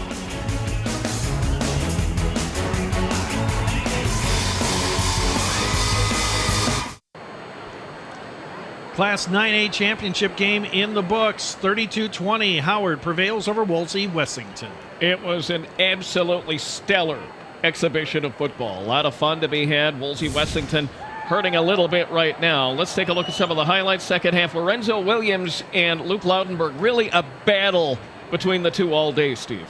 Play action here by Genslinger, and that was incomplete on a 4th down attempt. And here comes Loudenberg around to the left side. Able to just get past the defenders. Another couple of yards might have been a different story. And here's Lorenzo Williams. Outstanding game in the loss for the Warbirds. That made it 26-20. Williams was the decoy on that play, that 4th down play that got shut down. And then Loudenberg just grinding it away down the stretch. And here was the play that may have broke the back of the Warbirds. The long pass picked off by Gilbertson downfield. And then Loudenberg, next play, raced down the sideline for the 29-yard touchdown. Williams, the Warbirds didn't quit. On the final play of the game, it was Gilbertson tapping it away. And the Tigers prevail 32-20. They raise their 3rd football championship trophy. There's the final stats. All right, 316 yards for the victorious Tigers, 343 total yards with 3 fumbles, 2 of those lost, only 2 penalties in the game for Howard. And look at the ancient time of possession, 27-18 to 19-17 for Wolsey-Wessington. The Warbirds, 291 yards on the ground, 18 through the air, 309 total. They had 6 penalties for 40 yards, including a couple of delay of game penalties. And again, the time of possession just couldn't get the ball back from Howard. 19-17 was how that worked. And now let's go talk to the winning coach, Pat Rummel. Here is Craig Maddock. Coach, we talked before the game about 11,000 yards of offense between these two teams, but it was really the defense that came through today. Yeah, and I had a feeling of that. I didn't want to tell anybody my prediction, but I had a feeling that the defense was going to make the difference, on their side as well as ours. But I didn't think it'd be quite as high-scoring game as everybody thought it was, but you never know.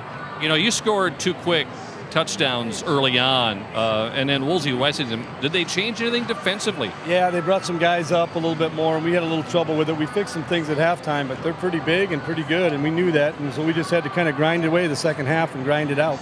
It was a defensive ball game until the 4th quarter. You had to give up the ball late. What were your thoughts when you gave Wolsey-Wessington a chance? I wasn't real happy. We wanted to try to we got 1 first down, and then we could have probably knelt on it, but to give them credit, they played some really good defense and clogged us up and bottled us up in some areas. But, overall, it was just a grinded out game, and I thought our guys did a great job. And, luckily they're in good enough shape where we could survive the 4th quarter. I know there were some guys going down out there on both sides. Talk about your seniors, including Loudenberg. This was a special group. You knew maybe last year you might get here. Yeah, well, we thought maybe we had a really good chance last year, and then all those guys were juniors. But the biggest thing is they just took that whole game in the semifinals loss. They took it to heart. Been in the weight room every morning at 6:30, and put some things up on the wall that this is where they wanted to get back to and win it. And when you get a group of guys like that, that's what's going to happen. Coach, congratulations. Thank you very much. Pat Rummel, head coach of the Howard Tigers. They win their second 9-man title, third overall. We've got more from the Dome in a moment here on South Dakota Public Broadcasting.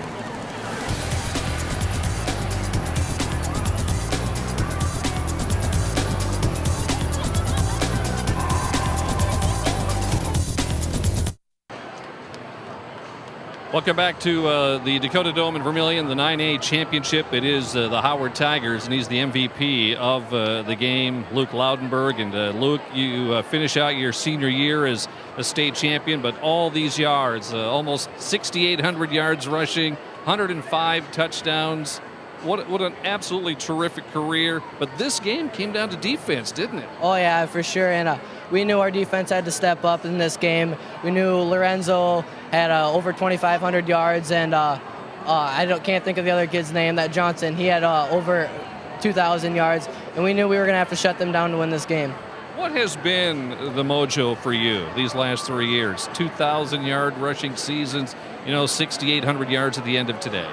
Oh, I mean, it's our offensive line. I mean, they do a great job. They're not very big, but they get out there quick. They open up holes, and they're getting downfield and helping us make cuts off the safeties and whatnot. It's all them. You were smacking some people pretty good there as a safety corner today. Oh, yeah. I mean, we knew we had a game plan that I was going to play the run because we knew they were a mostly run team, and we were going to rely on our corners for the pass defense. So my dad had me up playing the run the whole game. What's next? You gonna wrestle? Because I know you're pretty darn good at doing that too. Is it football? Is it wrestling? What are you gonna do down the road? It'll probably be football. I'm not sure where at yet. DW, I got an offer from them. There's a good chance that I'll go play football there, but still undecided. Congratulations, Luke. Thank you. Luke Loudenberg. He is the Joe Robbie MVP. What a career. Almost 7,000 yards rushing in his career. 105 touchdowns. Howard, your state champions. More to come here from the Dome on South Dakota Public Broadcasting.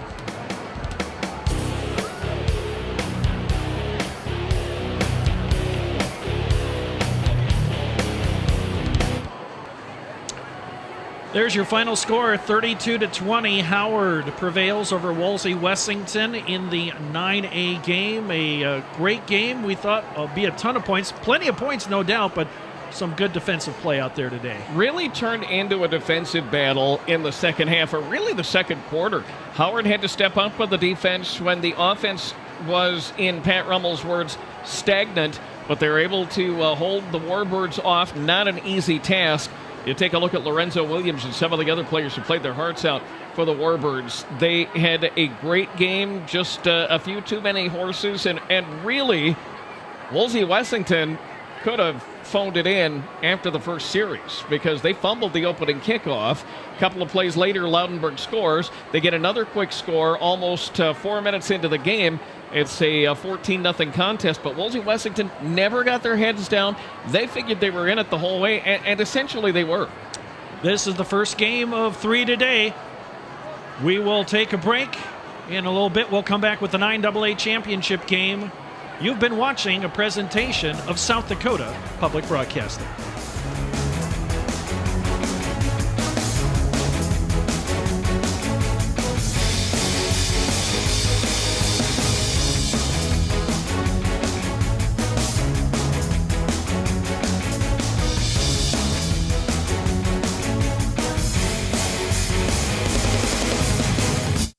A way to start this first game. While we're here, I do want to thank somebody else. You mentioned Mariah Press. We get a lot of information from Dave Kemp at Mariah Press, and SD SDSportsHistory.org, and he has provided so much information. SDSportsHistory.com, excuse me, and you have the opportunity to subscribe to that and get the information that the media gets, the coaches get, etc., from across the state of South Dakota. And Mariah Press at SDSportsHistory.com would like to thank Schoenemans for their continued support of our efforts. We're about 10 minutes or so away from kickoff of this 9A championship football game. We'll take a timeout, come back with more. You're watching the South Dakota High School Football Championships on South Dakota Public Broadcasting.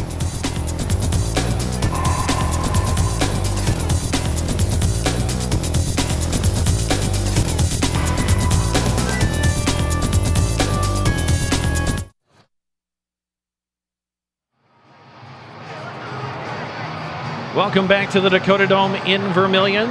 Broadcast of the 9A Football Championship game made possible in part by support from Farmers Union Insurance, also by Independent Insurance Agents of South Dakota, and the Friends of South Dakota Public Broadcasting. I'm Steve Toom along with Gary Ellenbolt, Craig Maddock on the sidelines today. Mike Hendrickson will be joining us later on today. This is the first of 3 games today here on South Dakota Public Broadcasting. It's Howard versus Wolsey-Wessington, and later on it will be Gregory taking on Woonsocket, Wessington Springs, Sanborn Central. That'll be for the 9AA title. Then later on tonight, we'll have the 11A championship game between Madison and Dell Rapids. That will start at 7 o'clock Central, 6 o'clock Mountain Time tonight. And also, make sure you let your friends know that you can watch the games and follow online at sdpb.org, and you can follow all the broadcasts of sports on your mobile device all season long. We're providing frequent updates to all South Dakota High School Championship events on Facebook and Twitter. So search for SDPB Sports and hook up with us and join the conversation at hashtag SDFootball14. And we are not done yet with our coverage because the state volleyball championships are coming up next weekend. And, of course, a little bit later on in the year, we'll give you all-state band and chorus and orchestra. And you also get the state basketball and wrestling. Just a great time of the year, and we are really grateful to the South Dakota High School Activities Association for giving us this opportunity and showing the state what we're made of in a sports coverage. And if there's such a thing as an Iron Man Award for this November 13th, it ought to go to Steve Toom because he will be covering all 3 of today's games. Where else would you rather be? No. I mean, this is the place to be at the Dakota Dome. And, 3 games today, 3 games tomorrow. Plus, they have a college football game here on Saturday afternoon leading into the high school AAA championship game for the 11-man schools on Saturday night. So this is going to be an absolutely busy place. And hats off to the Activities Association, also to the crew here at the Dakota Dome. Yes. They're going to be as busy as anybody over the next 3 days, making sure that this facility is clean and everything is running smooth. While we got a moment here, some numbers to examine into this game. Wolsey-Wessington had 738 yards of offense in a game. That's a new all-time record earlier this year. Broke the old record of 705. That was established by Kimball back in the 2001 state championship game. Wolsey-Wessington has also put up games where they've had 632 and 528 yards offense in a game. They've got 6,046 yards of offense this year. Unbelievable. But it's 1 yard behind the all-time record for total yards. That's 6,047, but that was established by Freeman in 1996. And that was a look at the Wolsey-Wessington Warbirds there, and an up-close personal look at the Warbird squad. And they really bring it offensively, Steve. 492 rushing yards a game, and that's really true to form among most of the 9-man schools. They're going to keep it on the ground, keep fairly conservative, and the Warbirds do it well. Almost 500 a game on the ground.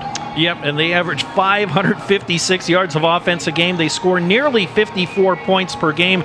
They give up an average of 14 points per game on defense. And number 1 is the man to watch, Lorenzo Williams, but Hunter Johnson, number 6, He's just 2 yards away from 2,000 yards. If he gets that, we're assuming he will, be the first backfield in 9-man history to have 2 men over 2,000 yards rushing in the same season. What an offensive team. And if you're Howard's defense, how do you key on one of them? You key on one, the other guy's going to get loose. So you just have to have the A game with you, and everybody's got to be moving around and playing really their best football of the season. This could be, and I love offensive football, this could be an absolute shootout today here at the Dome. You look at Lorenzo Williams will meet the opponent for the Warbirds, the Howard Tigers, after we come back from this timeout. This is the 9A championship football game on South Dakota Public Broadcasting.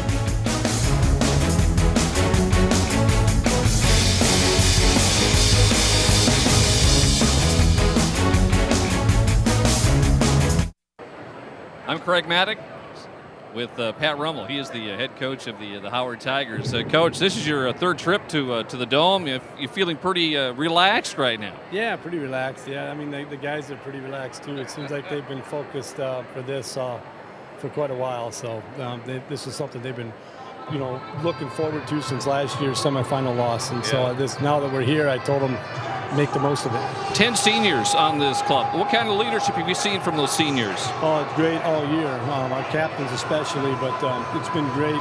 They really they kind of coach themselves in a way. They police themselves, and realistically, I think for our captains this year, the guys that we chose, I could have chose any of them. Realistically. Of course, everyone talks about Luke Loudenberg, what he has meant. He can't run those 6,000 yards in his career because of that offensive line. Yeah, they get off the ball, and they're really good at making adjustments on the field as we go. Sometimes they'll come to the sideline, say we need to change this up a little bit, and we do. We don't even have to wait till halftime. So they're really good on the go, and they're very quick. All right, 11,000 yards of total offense, both of these teams. What's going to happen today? I don't know. I guess it's a defense that shows up to play today, is they can get another stop. But our defense, like I said, they've been looking forward to a matchup like this.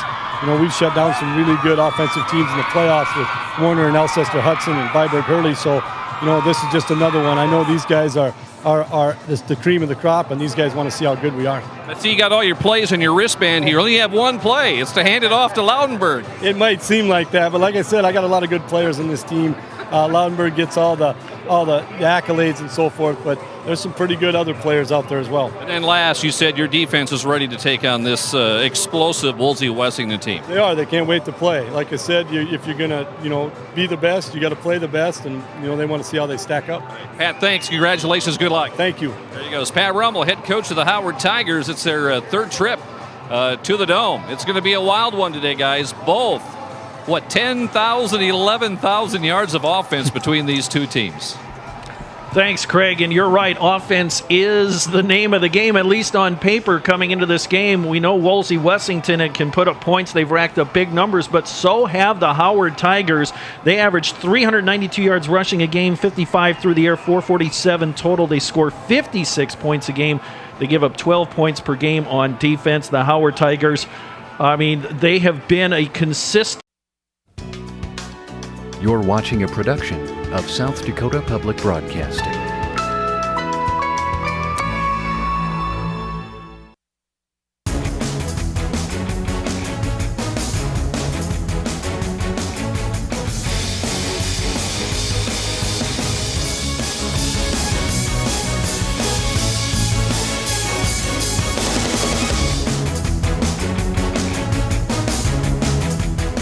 This high school activities championship event is conducted under the auspices of the South Dakota High School Activities Association.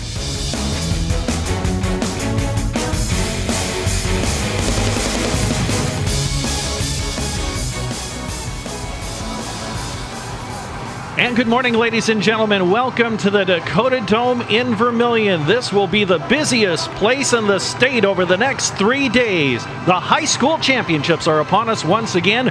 3 games today, 3 games tomorrow, and then 1 on Saturday night. There you see our matchup for our game coming up in about a half an hour from right now. The 9A championship, a battle of unbeatens. Wolsey-Wessington taking on Howard. I'm Steve Toom along with Gary Ellenbolt from SDPB Radio and Craig Maddox joining us on the sidelines from KWSN Radio in Sioux Falls. Great place to be here, and thankfully We're indoors today because it's awful cold outside today. Well, if it wasn't for this building, we may not have state championships in South Dakota. One of the benefits of the Dakota Dome was to get this series started in 1981. And you have to think, Steve, the 2014 edition of the state championships, really any of the 7 games could go either way. We've got a fascinating weekend ahead of us. And let's examine the schedule as we have it over the next 3 days. Our first game today is Wolsey-Wessington taking on Howard. That's the first of 3 games today here on South Dakota Public Broadcasting and online at sdpb.org. Coming up later on this afternoon, it'll be the 9AA championship game.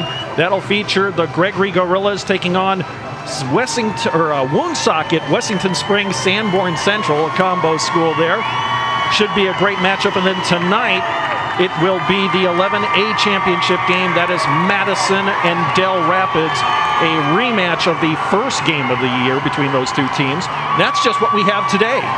And, of course, Friday's games will be interesting as well. We'll get started with the 9B contest, then games in 11B and 11AA. That one could be for the ages, too. A couple of schools from the ESD, Yankton and Brookings, and we wrap everything up with the 11 AAA final on Saturday night, a rematch of the 2013 game. Sioux Falls Lincoln and Sioux Falls Roosevelt doing battle here in the Dome. But first up, it's the 9A contest. There you see Lorenzo Williams getting the Warbirds ready to go. We'll meet this team when we come back after this timeout. You're watching the South Dakota High School Football Championships on South Dakota Public Broadcasting.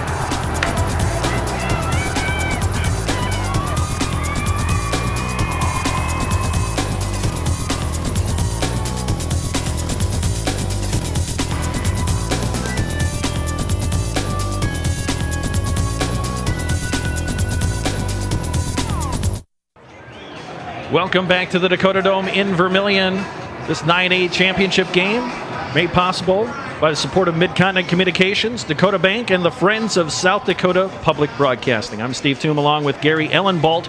The designated visitor team for this matchup are the Warbirds of Wolsey-Wessington, perfect on the season this year, and they are led by one of the best players to come down the turnpike in 9-man football, a guy named Lorenzo Williams. Lorenzo Williams having an incredible year, 2,500 yards rushing, 26 of 40 passing. There you see the map view of Wolsey-Wessington High School. Williams could be joined by Hunter Johnson in the 2,000-yard category. Obviously a run-oriented team, 76th the enrollment. Their school colors black and gold, and probably the Warbirds, one of the coolest nicknames in the state of South Dakota, and near and dear to my heart, the fact that they have the school song from my home state. And here is a look at the Warbirds schedule.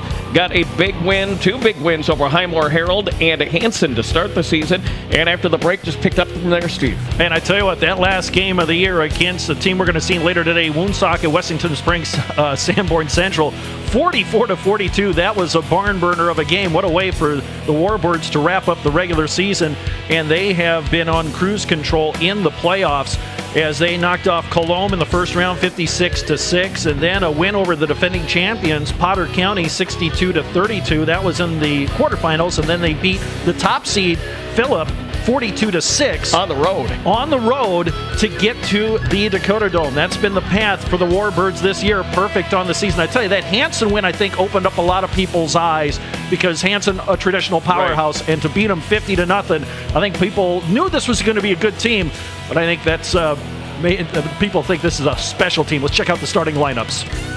Starting lineups looking like this: Cole McGee, Caleb Brandt, Dylan Hines, and Brady Struck on the offensive line. Pretty decent size. They go 220, 195, and into the 200s. Lorenzo Williams and Hunter Johnson, look for them to drive the day for the Warbirds today. John Hamilton gets a start. There you see the defensive line, a 3-man front with Hines, Struck, and Brandt along the front wall. They'll run with 4 linebackers, and led by Cole McGee, 114 tackles. And Lorenzo Williams, actually the top tackler on the team at that free safety position, 134 tackles. He can do everything. Warbirds just having a great season. We had a chance to catch up with the head man, Gordon Hooks, of the Warbirds earlier this week. Phillips is a tough team. We knew they were going to come out hard and fast. We started off with a good team play on special teams to get the onside kick, and were able to score. But coming out the second time, they stopped us on the run, and we went in at halftime 14-6. And we made some adjustments on the line and just made some adjustments in our backfield, and we were able to come out the second half and put some drives together and get some touchdowns on the board. After we lost to Leola last year, the next day we started Lift the Voice. The next day, working, preparing. It was no disrespect to our seniors. We appreciated everything they did to get us there, but we just thought that we had a chance this year to make that next step. We've taken a step every year, getting better and better, and we thought that this year was going to be our year. Teams attack us in the air, and they like to float their tight ends out, so we're going to have to be able to stop that. You know, Howard's, been the #1 team all year. Loudenberg, for the last 4 years, I think he's probably one of the top, or if not the top back in the state. So obviously that's where we're going to have to start and finish and trying to figure out how to stop him. This year it doesn't seem like anyone's been able to stop him. So our defensive ends have to contain, our tackles have to get upfield, our linebackers have to fill, our safeties have to cover. It's definitely going to be a tough task, but this is a game to do it in. You got to lay it all out on the line this game and do what we can do. Our community is so excited, and you know what? They support us either way. When we were 8 years ago when I got here, we couldn't win a game. They were still out here with the cowbells and cheering for us and proud of us. So our community's always backed us, and a lot of what we do on that field is for our community, for our teachers, for our fans, and for everyone who supported us when things weren't so well. Playoff threat the last few years as we get a look at Howard High School, of course also known for their outstanding wrestling program, and of course the name Rummel, kind of synonymous with sports in the community of Howard. Indeed, and Loudenberg is as well. When you talk about wrestling, Luke Loudenberg has won a series of state championships in the lighter weight for the Tigers. There's actually some thought that he will continue his college career in wrestling rather than football. He's not a big guy, as you found out. He's about 5'5". You look at that run against Alcester Hudson that we saw in the video footage, you can tell this kid's as advertised. The Howard Tigers perfect on the season. And they played a game actually on a neutral field there against Bridgewater Emory Ethan, and they routed them 36-0. Again, that second game of the year, kind of that statement game from Howard. Had a high-scoring game against Mount Vernon Plankington. Menno Marion came in with high aspirations, and the Tigers beat them 50-0. And they just rolled through. And look at the score of that last game. That's one of the highest scoring games in nine-man history. 79-52 over Freeman to close out the regular season. That's almost an arena ball score. Adonis Rummel starts at the tight end. Hosh, Dornbush, Nisus, and Henkel across the front line. They run a double tight end set, and as Pat Rummel has said, we're pretty much a no-nonsense football team. No, they're going to come straight at you with that running game. As Luke Loudenberg, 5'5", 150, he averages 14.5 yards a carry. On defense, it's the twins, Thad and Tanner Henkel at the defensive ends. Dane Thornbush anchors that defensive line. Stalwart linebacking core, led by Caleb Haas with 93 tackles and 5 interceptions on the year. Bailey Nisus also with 85 tackles. And then Loudenberg and Genslinger in the back wall. Genslinger listed as a linebacker, but that's kind of more of a hybrid position on the defense, as he'll drop back into deep coverage as well. Loudenberg also with 59 tackles, 2 interceptions, and 2 fumble recoveries on defense. Number 23, the man to watch, really on both sides of the ball for the Howard Tigers. And while we got a moment here, we've had some video footage we've been showing you. I'd like to send out thank yous to KSFY and KDLT for providing us with some of the video footage today. And of course, our crews have been around the state interviewing coaches throughout the week, but we've also been helped out by our friends at KSFY and KDLT, and we'd like to thank them. As you get a look at the Howard Tigers as they're getting ready for this big 9-man matchup here against the Warbirds of Wolsey-Wessington, examining some of the numbers here for these respective teams. Howard, 76 rushing touchdowns on the season. That is a new all-time record. Hanson held the record back in 2005 with 69 rushing touchdowns. That 79 points that Howard put up earlier this year, that's the 9th most points ever in a game all time. And as far as we know, that 131 points, according to our friends at Mariah Press, that is a record for combined points in a football game. 131 beat the old record of 130 back in 05 between Phillip and Kadoka. So that's a lot of points. And I tell you what, in a game like this, I wouldn't be surprised if our scoreboard operator is going to be very, very busy today with these two teams. They can just put up numbers like crazy. He'll probably ask for a raise at halftime. And I think Pat Rummel had the perfect description of this game, Steve. He said whoever makes the defensive stop that another team doesn't make is going to end up winning. It's whoever comes up with one more stop on the defensive side, because both of these teams are so offensively laden. And you can't ignore the defenses, certainly, because it takes the 18 guys you've got on both sides of the ball to get you here. But this could very well be an offensive record setter here at the Dome today. And what